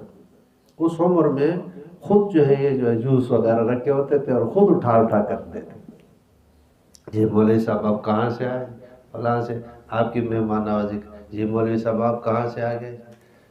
تو وہ ایک گروپ گیا، پھر دوسرا آ گیا، پھر ہر ایک ایسے اس کے ساتھ جو ہے کہ کوئی پتہ نہیں چلتا تھا کہ یہ کوئی اتنا بڑا عالم۔ درس بخاری پڑھا رہا ہے، ایک آدمی آ گئے، جی راحت اللہ آ گئے، قریب آ گئے، حضرت مجھے کچھ کرو، چھوٹی چھوٹی پرچیاں ہوتی جیب میں، تم صبر کرو بیٹھو، تم صبر۔ سبق روک دیا بخاری شریف، اس ساتھ کیا بات ہے جی، اس کچھ کان میں کہہ دیا کہ بیوی پریشان ہے یا کچھ، اس کا تعویذ لکھ دیا، پھر بنا لیا، یہ لیا بس۔ ٹھیک ہے جی، تو یہ مطلب یہ ہے کہ حد سے زیادہ تجاوز اللہ تعالیٰ کی پناہ ہے۔ تو کتاب میں نے کیا بتایا کہ یہ سارے خرابیوں کو جاننے کے لیے ایک ہی کتاب بہتر ہے۔ وہ کون سی کتاب ہے جی؟ تلبیس ابلیس۔ اور دوسری کتاب سب سے بہترین مفید کتاب ہے شیخ زکریا کی آپ بیتی، ہر طالب علم کو پڑھ دینا فرض ہے۔ تقی عثمانی صاحب نے اس کو باب باب کر کے پڑھا ہے، اور میں نے بھی استفادہ کیا، مکمل میں نہیں کر سکا، لیکن بہترین چیز ہے، دنیا میں ایسی کوئی کتاب نہیں ہے عمدہ اور مؤثر جو کہ آپ بیتی کی طرح ہے۔ یہ دو کتابیں ضرور دیکھو۔ وَإِخْوَانُهُمْ يَمُدُّونَهُمْ، اور شیطان کے بھائی کو کھینچتے ہیں فی الغی گمراہی، ثم لا يقصرون، پھر کمی نہیں کرتے۔ وَإِذَا لَمْ تَأْتِهِمْ بِآیَةٍ، اور جب آپ ان کے پاس ان کا جو منتخب شدہ مشورہ گویا کہ ان کے کہے ہوئے معجزات، مشورہ نہ کہو، ان کے جو مطالبہ کیے ہوئے معجزات نہیں لاتے، تو یہ کیا کہتے ہیں؟ لولا اجتبیتہ، کیوں چن کر کے نہیں لایا؟ رسول نہیں ہے، ہم نہیں مانتے، ہوتا رسول تو ہم وہ جو معجزہ مانگتے تھے تو وہ کیوں نہیں لایا؟ سمجھ میں آ گیا جی؟ جواب آ گیا، جواب قل، آپ کہہ دے کہ میرے پاس یہ معجزات چن چن کر میں نہیں لا سکتا ہوں۔ معجزہ کس کا فعل ہوتا ہے بتاؤ جی؟ قل انما اتبع ما یوحی، قل آپ کہہ دیجئے انما اتبع، پکی بات ہے کہ میں اتباع کر رہا ہوں، کس کے؟ ما یوحی الیہ، جو وحی میرے طرف کی جاتی ہے میرے رب، میرے پروردگار کی طرف سے۔ اچھا، وہ وحی کا مجموعہ کیا آ گیا؟ ھذا بصائر، نہیں سمجھ میں آئی جی؟ ھذا قرآن جو ہے بصائر ہے، اس کا ہر مضمون جمع ذکر کیا ہے، بصیرت مفرد ہے، بصائر جمع ہے، سوچ بوجھ سمجھنے کی باتیں، دلائل، یعنی یہ قرآن بصائر پر مشتمل، کئی بصائر پر، ایک نہیں کئی بصائر تمہارے پروردگار کی طرف سے۔ سمجھ میں آ گئی جی؟ البصائر، پھر دوسرے نے کتاب لکھا رد البصائر، البصائر، اس کا جواب کیا لکھا ہے جی؟ رد البصائر، من توسل البصائر بمن توسل بالمقابر، تو جواب دیا رد البصائر، آگے کچھ اور لکھا علی من توسل بالمقابر۔ یہ کتاب کون سی کس کی مضبوط ہے بتاؤ جی؟ البصائر جو ہے زیادہ مضبوط۔ ھذا، اچھا، بصائر من ربکم، یہ بصائر تمہارے پروردگار کی طرف سے، ہدی، ہدایت ہے کافر مومن سب کے لیے، اور رحمت ہے لقوم یؤمنون، مومنین کے لیے، تو اس کا اتباع ضروری ہے۔ وَإِذَا قُرِئَ الْقُرْآنُ فَاسْتَمِعُوا لَهُ، جب قرآن پڑھا گیا فَاسْتَمِعُوا لَهُ، تو کان لگا کر سنو، وَأَنصِتُوا لَعَلَّكُمْ تُرْحَمُونَ۔ قرات خلف الامام، قرات خلف الامام، مختصر مذاہب ذکر کر لو تو امام کے پیچھے سری نماز ہو یا جہری نماز ہو، احناف کے نزدیک قرات کرنا حرام ہے، ناجائز ہے۔ ٹھیک ہے جی؟ قرات خلف الامام، سری نماز ہو یا جہری نماز ہو، امام کے پیچھے قرات کرنا، مقتدی سنتا ہو امام کی قرات یا نہیں سنتا ہو، ہر لحاظ سے مقتدی قرات والخمان خلف الامام نہیں ہے، ترک القرات خلف الامام۔ کس کا مذہب ہو گیا بتاؤ جی؟ استدلال اسی آیات سے، اذا قرئ القرآن فاستمعوا له وانصتوا لعلکم ترحمون۔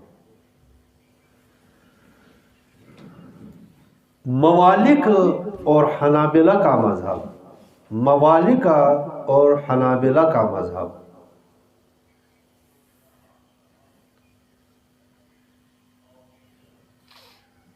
جہری نماز میں، حافظ ابن تیمیہ غیر مقلدین کے لیے عبرت ہے، عبرت۔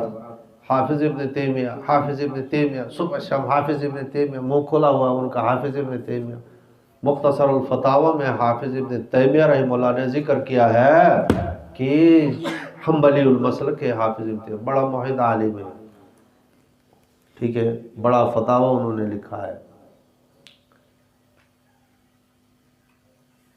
حضرت نے لکھا ہے کہ جہری نماز میں امام کے پیچھے قرات کرنا حرام ہے، قطعی حرام ہے، اور اس کی نماز ایک قول میں باطل ہوگی، نماز نہیں ہوگی۔ قرات خلف الامام کرنے والے کی نماز نہیں ہوگی۔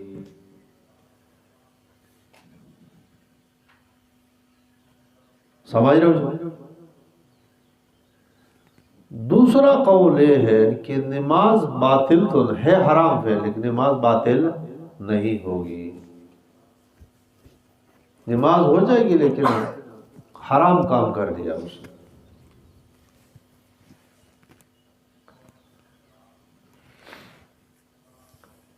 کتنے ائمہ ہو گئے بتاؤ جی؟ جی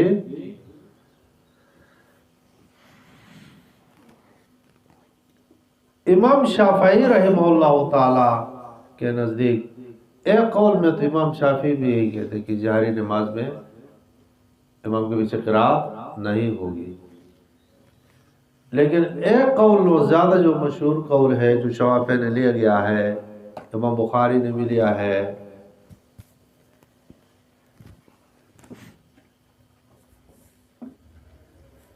کہ قرات خلف الامام فرض اور واجب ہے۔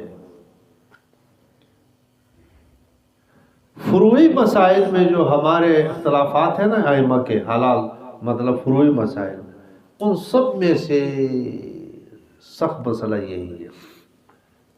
نصر الباری نے ذکر کیا ہے، نصر الباری شرح بخاری، اور عجیب ایک بات نصر الباری والے نے لکھی، 13 جلدوں میں شرح بخاری۔ حضرت لکھتے ہیں کہ اس مسئلے کی سب سے متقدمین اور متاخرین میں سب سے زیادہ جو بہترین تحقیق کیا ہے وہ امام اہل السنت، ہندوستانی عالم ہے، امام اہل السنت والجماعت سرفراز خان صفدر صاحب نے کی ہے، یہ میں نے وہاں نے کہا۔ نصر الباری مولانا عثمان غنی صاحب دیوبند کا محدث شیخ ہے، ہاں۔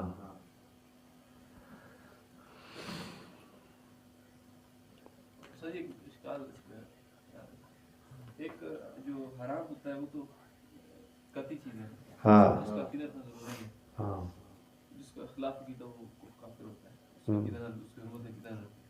تو ایک امام نزدیک حرام ہے، فرض ہے، جو جس نزدیک حرام ہے وہ فریضے کے قائل نہیں ہوا، اور جس نزدیک فرض کی شاہ صاحب نے 2 قسم بیان کیے، فرض استنباطی ہے شاہ صاحب کشمیری صاحب، جی، اور ایک فرض قطعی ہوتا ہے، تو قطعی فرض میں اختلاف نہیں ہے، یہ استنباط کر کے جو ہے فرض قرار دیا گیا ہے، اس لحاظ سے جو ہے اس شاہ صاحب کی کتابوں کو ہم پڑھتے نہیں ہیں نا۔ شاہ صاحب بہت ساری کتابیں، فیض الباری میں ذکر کیا ہے، فیض الباری۔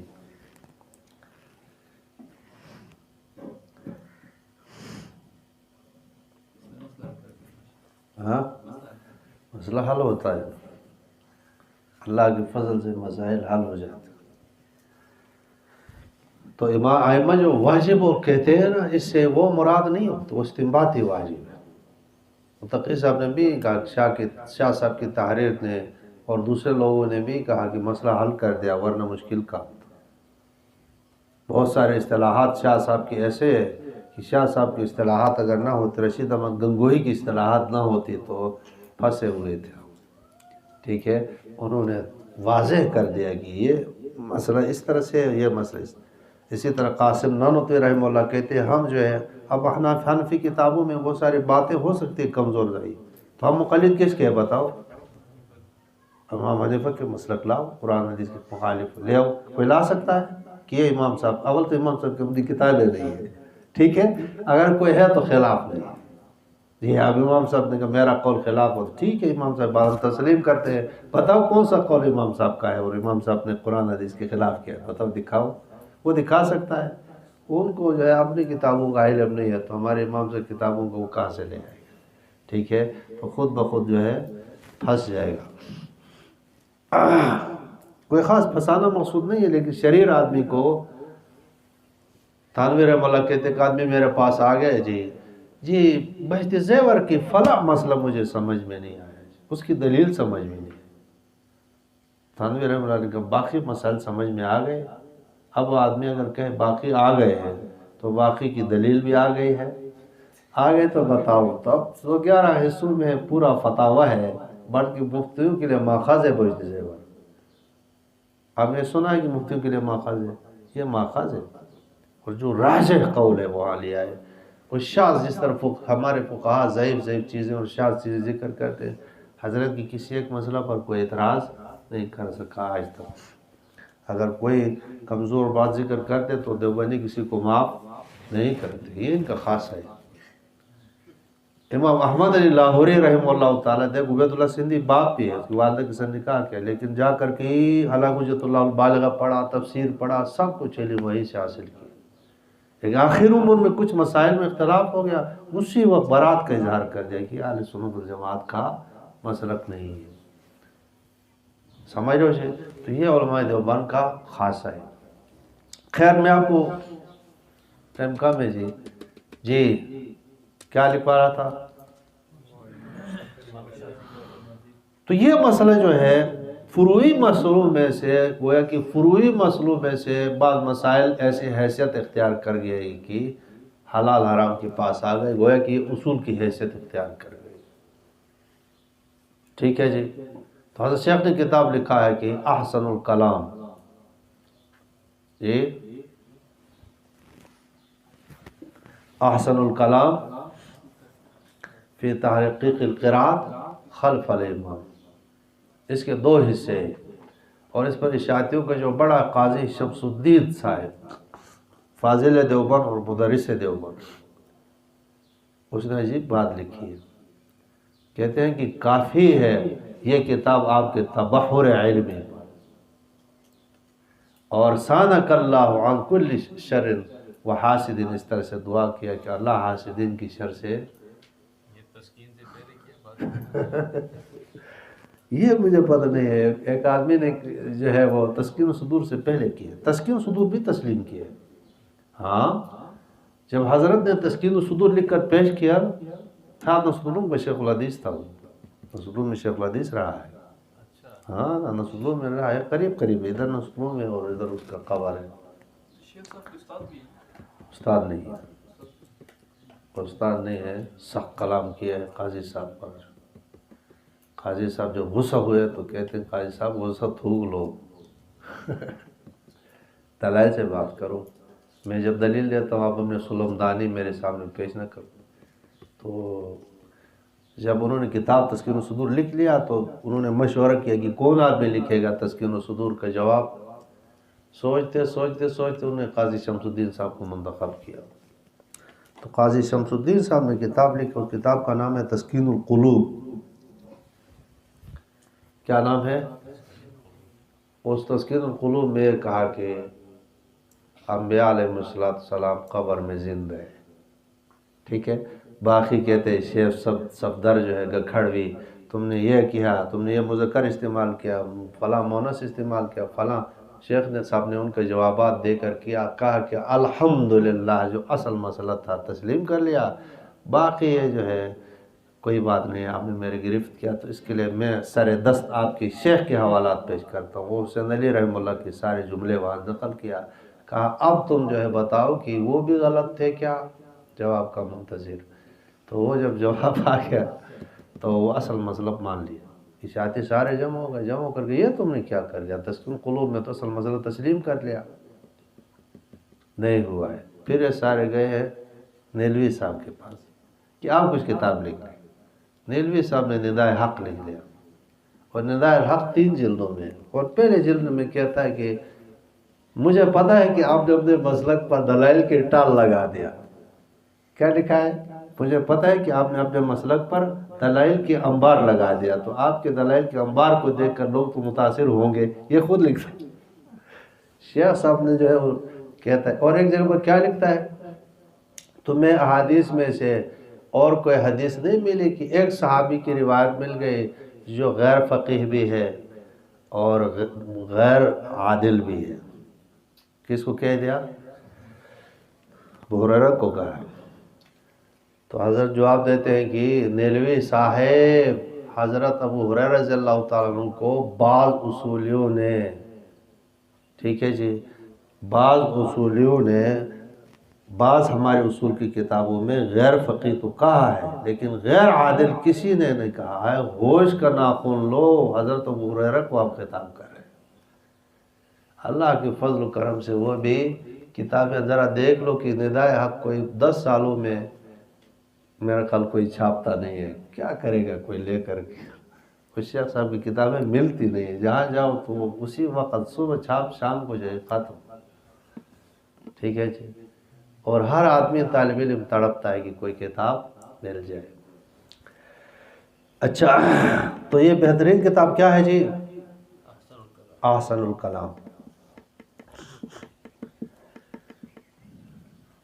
اچھا، دلیل امام شافعی رحمہ اللہ تعالیٰ کی، اچھا احناف کے اذا قرئ القرآن فاستمعوا له وانصتوا لعلکم ترحمون، اور دلیل حنابلہ کی اذا قرئ القرآن فاستمعوا له وانصتوا لعلکم ترحمون، دلیل موالک کی اذا قرئ القرآن فاستمعوا له وانصتوا لعلکم ترحمون، اور وہ روایات من کان له امام فقراءۃ الامام له قراءۃ ہے، اور مسلم شریف ابو داؤد شریف میں کہ جب امام کے پیچھے ہو تو فاستمعوا له، اور وہاں یہ انصتوا کا لفظ موجود ہے کہ انصات بھی کرو، وہاں خاموش رہو، ٹھیک ہے۔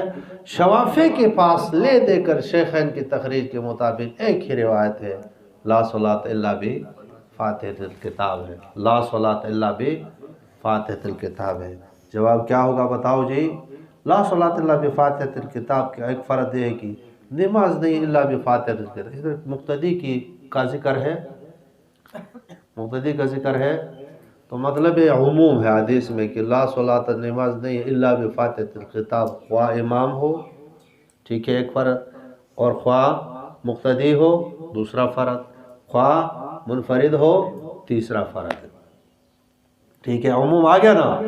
وَإِذَا قُرِئَ الْقُرْآنُ فَاسْتَمِعُوا لَهُ، ٹھیک ہے جی، تو مقتدی کے لیے فرمایا جب قرآن پڑھا جائے، امام پڑھے تو فَاسْتَمِعُوا لَهُ، تم سن لو، وَأَنصِتُوا، تو کیا حدیث کا عموم قرآن سے متعین نہیں ہو سکتا ہے؟ بتاؤ، قرآن کا عموم حدیث سے متعین ہوتا ہے، تو حدیث کا عموم قرآن سے بطریقہ اولا متعین ہوگا۔ تمہیں ایک ایک جھلک بتا رہا ہوں، ورنہ تفصیل میں جو ہے ٹائم زیادہ ہے، کہ نماز سے موصوف بالذات قاسم العلوم والخیرات، الدلیل المحکم ذکر کیا، الدلیل المحکم، کہ اصل نماز سے موصوف، نماز اصل میں کس چیز کا نام ہے بتاؤ؟ اصل جو اہم چیز نماز کے ارکان میں سے وہ کیا ہے؟ قرآن کی قرات ہے، یا قیام ہے، یا سجدہ ہے، یا رکوع ہے؟ بتاؤ اصل نماز میں کیا ہے؟ اللہ تعالیٰ کا کلام پڑھنا ہے، جیسے سورہ فاتحہ کو کیا کہا ہے؟ صلاۃ کہہ دیا ہے نا، سورہ فاتحہ کو کیا کہا ہے؟ صلاۃ کہہ دیا، ٹھیک ہے۔ اور نماز میں اصل موصوف بذات کون ہے جی بتاؤ؟ امام ہے یا مقتدی ہے؟ نماز اصل طور پر نماز کے ساتھ موصوف کون ہے؟ امام ہے نا، وہ ضامن ہے، ٹھیک ہے۔ اور نماز میں اصل عضو کون سا ہے؟ قرات ہے، تو وہ کس کے لیے ہوگا بتاؤ جی؟ امام کے لیے۔ اور من کان لہو امام فقراۃ الامام لہو قراۃ، میں بھی اسی کی تائید ہے۔ اور مقتدی، امام کی نماز فاسد ہو جائے، مقتدی کی نماز فاسد، اور مقتدی کی نماز فاسد ہو جائے تو امام کی نماز، معلوم ہوا کہ نماز میں اصل نماز با جماعت، اور نماز با جماعت میں اصل کون ہے؟ امام، ٹھیک ہے۔ اور امام نماز کے افعال میں اصل کیا ہے جی؟ قرات ہے، ٹھیک ہے۔ تو قرات کے لیے جو ہے، قرات کس کے لیے خاص ہو گیا جی؟ امام کے لیے۔ الامام ضامن ہے، ٹھیک ہے جی، امام ضامن ہے مقتدیوں کی نماز کا، اور امام جو ہے کہ نماز کے فساد پر مقتدی کے، امام کا سترہ جو ہے مقتدی کے لیے کافی ہے یا نہیں بتاؤ تو؟ جب ساری چیزیں یہی ہیں تو امام کی قرات بھی مقتدی کے لیے کافی ہے۔ اور اپنے طرف سے ہم نہیں کہہ رہے، قرآن نے کہا فَإِذَا قُرِئَ الْقُرْآنُ فَاسْتَمِعُوا، اور حدیث مبارک نے تائید کیا کہ مَنْ كَانَ لَهُ إِمَامٌ فَقِرَاءَةُ الْإِمَامِ لَهُ قِرَاءَةٌ ہے۔ اچھی طرح سمجھ میں آگئے جی؟ جی دلیل المحکم،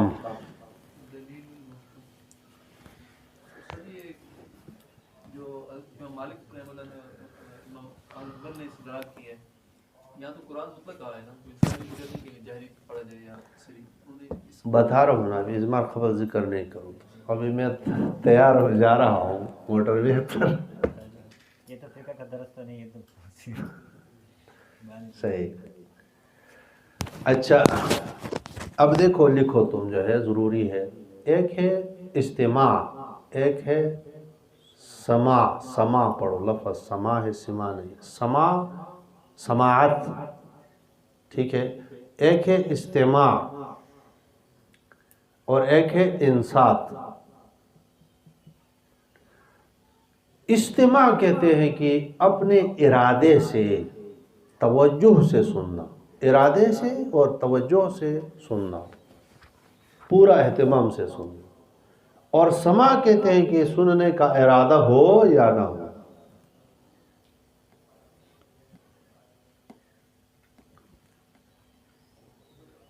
تو فَاسْتَمِعُوا لَهُ، اور لام اختصاص کے لیے آتا ہے۔ اذا قرئ القرآن، جو کوئی قرآن پڑھ لے تو فَاسْتَمِعُوا لَهُ، خاص کر کے اسی کے لیے، لام اختصاص کے لیے۔ تو اپنے ارادے سے کان لگا کر کے، خاص کر کے اس بات جو ہے دل سے اس کو سنو۔ اس لیے کہہ رہا ہوں، دل سے ارادہ ادھر لگے گا تو آپ قرات کر سکتا ہے زبان سے، زبان سے قرات تو تب کرے گی کہ دل ارادہ بھی ساتھ ہو نا۔ تو استماع کا معنی کیا ہے جی؟ سماع کا مطلب جو ہے ارادہ ہو یا نہ ہو، آواز سن لے۔ اور استماع کا معنی کیا ہے جی؟ ارادہ ہو، توجہ ہو، اور آگے لام کس کے لیے آیا ہے؟ اختصاص کے لیے۔ فَاسْتَمِعُوا لَهُ، اسی کے لیے، خاص کر کے اسی کے لیے، لَهُ المال لزید۔ جی نہیں نہیں، امام نہیں ہے، امام نہیں، قرآن، قرآن کے لیے۔ فَاسْتَمِعُوا لَهُ، اذا قُرِئَ القرآن فَاسْتَمِعُوا لَهُ، اس قرآن ہی کے ساتھ خاص کو سن لو۔ سمجھ رہے ہو جی؟ اس کا تعلق کس کے ساتھ ہوگا؟ کان کے ساتھ بھی اور ارادے کے ساتھ بھی۔ کیوں جی؟ استماع کا معنی کیا ہے؟ سمجھ میں آگے جی؟ اچھا، اور وہ انصتو، انصت ینصت، انصات کا معنی کیا ہے؟ انصات جی، چپ ہونا۔ لیکن ہر چپ ہونے کو انصات نہیں کہتے، یاد رکھو جی۔ کیا ذکر کیا ہے بتاؤ؟ ہر چپ ہونے کو انصات نہیں کہتے، ٹھیک ہے، اس کو سکوت کہہ سکتے۔ انصات اس چپ ہونے کو کہتے ہیں کہ ادب اور عزت سے، خواہ وہ بات آپ سنیں یا نہ سنیں۔ انتم صامتون، میں نے آپ کہا تھا نا کہ صامتون کا کیا معنی ہے، ٹھیک ہے جی، ادب سے بیٹھے۔ اب ادب سے آدمی کھڑا ہوتا ہے، خواہ بات سنے یا نہ سنے، اس کا سننے اور نہ سننے کے ساتھ تعلق نہیں ہوتا ہے۔ سمجھ میں آ گیا جی؟ تو انسان کا تعلق کس کے ساتھ ہے؟ یہ اس لیے کہہ رہا ہوں کہ بعض لوگ، امام مالک انہوں نے کیا کہا کہ جی قرات اگر جہری ہو جائے تو پھر تو قرات نہیں کرو، اور قرات اگر سری ہو جائے تو قرات، ہم کہتے ہیں دو حکم آیا ہے، فَاسْتَمِعُوا آیا ہے، کان لگا کر کے سنو دل سے، ٹھیک ہے۔ دوسرا انصتو آیا ہے، انصتو کا معنی عزت کے ساتھ جو ہے کھڑا ہونا، خواہ سنیں آپ یا نہ سنیں. اچھی طرح سمجھ میں آ گئی ہے یا نہیں سنا؟ نماز کا جو معاملہ ہے، ایک اور بات بھی سمجھ لو، نماز کا جو معاملہ ہے 3 آدمی شروع ہے، ایک امام ہے اور ایک کیا ہے جی مقتدی ہے. تو اس کے لیے یہاں 3 حکم آ گئے. امام کیا کرے گا؟ اذا قرئ القرآن، قرات کرنا شروع کر دے گا. اور مقتدی جو ہے کتنے کام کرے گا بتاؤ؟ ایک کام کیا کرے گا؟ استماع میں کیا لگے گا؟ اور انصات میں زبان. انصات کس کا فعل ہے اور استماع کس کا فعل ہے؟ یہ میں تاکید اس لیے کر رہا ہوں کہ بعض نے فاستمعوا وانصتوا دونوں کو ایک قرار دیا ہے. فاستمعوا لہ وانصتوا دونوں کو کیا قرار دیا جی؟ ایک ہی قرار دیا ہے. اور مطلب وہ قرآن ہو جائے تو تم فاستمعوا لہ یعنی کان سن جائے تو ٹھیک ہے. اور اگر قرات تمہیں کانوں پر نہیں پڑتی ہے اور سری نماز ہے تو وہاں جو ہے کیا کر لو جی؟ قرات کر سکتے. لیکن جو سریز نماز میں قرات کے قائل ہے وہ صرف جواز کے قائل ہے، کوئی فرضیت کے قائل نہیں ہے. ٹھیک ہے جی. اب اس آیات کا جواب کیا دیتے ہیں غیر مقلدین اور دیگر ائمہ؟ جواب کیا دیتے ہیں؟ اذا قرئ القرآن فاستمعوا لہ کا جواب کیا دیتے ہیں؟ نمبر 1 کہتے ہیں کہ وَإِذَا قُرِئَ الْقُرْآنُ فَاسْتَمِعُوا لَهُ، یہ اس آدمی کے بارے میں ہے کہ جو نماز میں پہلے کلام جائز تھا، گفتگو باتیں جائز تھی.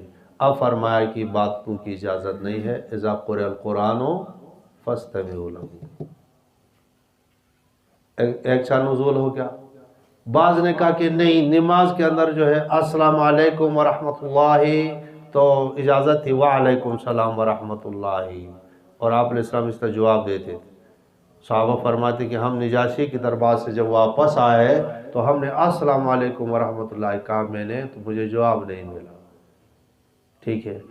اور لوگ نماز میں تھے اور لوگوں نے جو ہے یوں مارنا شروع کر دیا اور زیادہ جو ہے وہ میرے طرف دیکھنے لگے اور گویا کہ میں ڈر گیا کہ یہ کیا. ٹھیک ہے. بعد میں فرمایا کہ ٹھیک ہے. تو دوسرا شان نزول کیا ہے جی؟ نماز میں سلام. لیکن دونوں توجہ اس لیے ضعیف ہے کہ یہ مدینہ منورہ میں آ کر کے یہ حکم ہوا ہے، حالانکہ یہ آیات جو صورت کیا ہے بتاؤ؟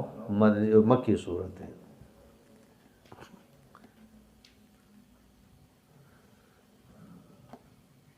تیسرا شان نزول زیادہ غیر مقلد، اذا قرئ القرآن فی الخطبۃ، جمعہ کے خطبے میں فاستمعوا لہ، جمعہ کے خطبے میں وانصتوا.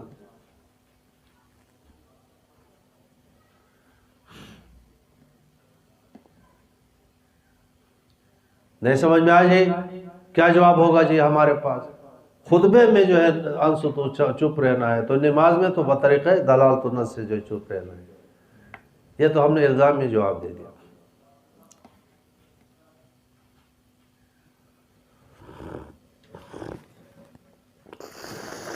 کتنے ہو گئے جی؟ جی چوتھی وجہ ذکر کیا ہے کہ مشرکین کے بارے میں لا تسمعوا لهذا القرآن والغوا فیہ، اس قرآن کو نہیں سنو بلکہ شور اور شراب کر دو تاکہ کیا ہو جائے؟ لعلہم یرجعون، واپس آ جائے. ٹھیک ہے. تو تم اس قرآن کو جو ہے مت سنو. یہ مشرکین کے بارے میں ہے کہ وَإِذَا قُرِئَ الْقُرْآنُ. ٹھیک ہے جی. یعنی اس کا رخ جو ہے انہی کے بارے میں ہے کہ یہ تو مشرکین کی تردید کے لیے ہے، نماز میں اس کا نہیں ہے. یعنی تم مشرکین کی طرح فعل نہیں کرو، جب قرآن پڑھا جائے تو تم جو ہے فاستمعوا لہ وانصتوا ہے. تو اس کا تعلق ہوا کہ نماز میں نہیں ہوا. ٹھیک ہے. راجح قول عبداللہ ابن مسعود رضی اللہ تعالیٰ عنہ جو سب سے بڑا مفسر ہے، عبداللہ ابن عباس رضی اللہ تعالیٰ عنہ جو سب سے بڑا مفسر ہے، اور جمہور مفسرین کے نزدیک جو ہے یہ نماز کے اندر نازل ہوئی ہے اور قرات خلف الامام کے بارے میں نازل ہوئی. نہیں سمجھ میں آئی؟ اب شان نزول کی مدد سے بات کوئی ان کے پاس نہیں بن رہی ہے. سارے مفسرین کیا کہہ رہے ہیں کہ اس کا شان نزول کیا ہے؟ قرات خلف الامام، نماز کے اندر ہے. اور حوالہ دے دے عبداللہ ابن مسعود اور عبداللہ ابن عباس رضی اللہ تعالیٰ عنہ. یہ نازل ہوئی ہے کس کے پیچھے بتاؤ جی؟ نماز کہ امام کے پیچھے قرات کرنے کے لیے، ٹھیک ہے۔ اچھا یہ واقعہ کہ آپ نے السلام نے پوچھا کہ مجھے ایسا لگ رہا ہے کہ تم میں سے کوئی قرات کر رہا ہے، خالجنی لفظ آیا، نازعنی لفظ بھی، تم میرے سے منازعہ کر رہے ہو، مخالجت کر رہے ہو۔ یہ واقعہ کبھی ظہر کی نماز میں پیش آیا، کبھی عصر کی، تو سری ہو گیا، اور کبھی فجر کی نماز میں پیش آیا۔ اس سے پتہ چلا کہ امام کے پیچھے جو قرات ہوتی ہے مخالجت ہے، منازعات ہے امام کے ساتھ، خواہ جہری نماز ہو یا خواہ سری نماز ہو یا خواہ جو ہے عصر اور ظہر جو کوئی بھی نماز ہو۔ اور ایک بات اور بھی ذہن میں رکھو جی، ایک بات اور بھی ذہن میں رکھو، اگر قرات خلف الامام جو ہے فرض ہوتی، ضروری ہوتی، جیسے غیر مقلد اور امام شافعی رحمہ اللہ غیر مقلدین کہتے ہیں، تو آپ اس سب نے پیچھے مڑ کر کیوں کہا کہ جی تم قرات پڑھ رہے ہو، میرے پیچھے قرات پڑھ رہے ہو، یہ سوال کرنے کی جگہ ہے بتاؤ؟ آپ ایسا ہم یہ نہیں پوچھ رہے کہ رکوع کیا ہے تم نے، سجدہ کیا ہے پیچھے، کیونکہ وہ تو فرض ہے، کرنا ہے نا۔ جب قرات فرض تھی تو یہ سوال کرنے کی کیا بات؟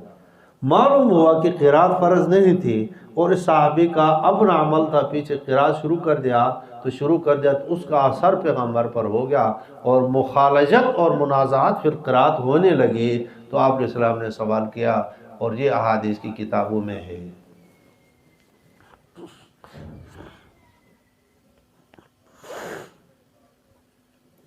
حافظ ابن تیمیہ رحمہ اللہ نے عقلی دلیل قائم کیا ہے، کہتے ہیں امام جو قرات کر رہا ہے جہرن کس کو سنا رہا ہے؟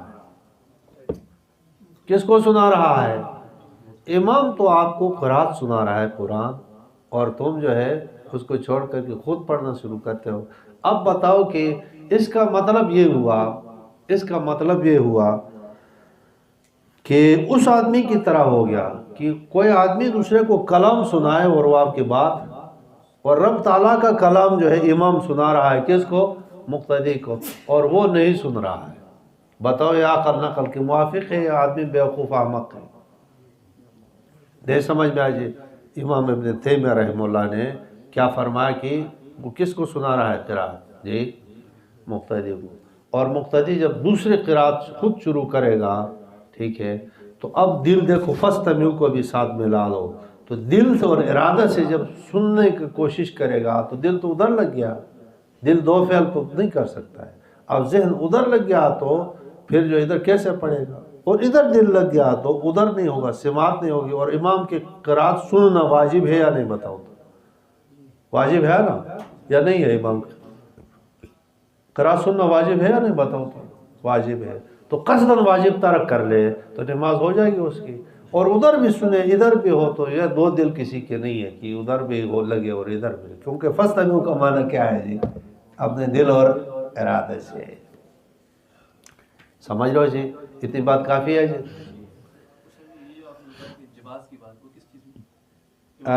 یہ جو امام کے پیچھے امام مالک اور امام کیا کہتے ہیں احمد بن حنبل کہتے ہیں نا کہ سری نماز ہو، تو یہ مطلب ہے کہ وہ بھی کوئی فرض واجب نہیں کہتے، ٹھیک ہے جی، جواز کا درجہ کہتے ہیں۔ اچھا اتنی بات کافی ہے۔ فَاسْتَمِعُوا لَهُ وَأَنصِتُوا لَعَلَّكُمْ تُرْحَمُونَ، امام کے پیچھے خاموش رہو، ادب کرو اور قرات کو سن لو تاکہ تمہارے اوپر رحم کیا جائے۔ اگر تم قرات امام کے پیچھے بھی کرنا شروع کرو گے تو اشارہ ہو گیا کس کی طرف؟ تمہارے اوپر رحم نہیں کیا جائے گا۔ وَاذْكُرْ رَبَّكَ فِي نَفْسِكَ، اور یاد کرو اپنے پروردگار کو اپنے دل میں، تضرعاً کریا زاری سے، وخیفتنا اور خوف سے، ودون الجہر جہر سے کم ہو، من القول ٹھیک ہے بات سے، بالغدو والآصال صبح شام، ولا تکن من الغافلین اور نہ بن جاؤ غافلوں میں سے۔ ذکر مقابلہ غفلت کے، ٹھیک ہے۔ اچھا جی، ان الذین معلوم بھی ہوا اشارہ تو نہ سے کہ جو آدمی ذکر نہیں کرتا ہے وہ کیا ہے؟ غافل ہے۔ ان الذین عند ربک لا یستکبرون عن عبادتہ ویسبحون وَلَهُ يَسْجُدُونَ۔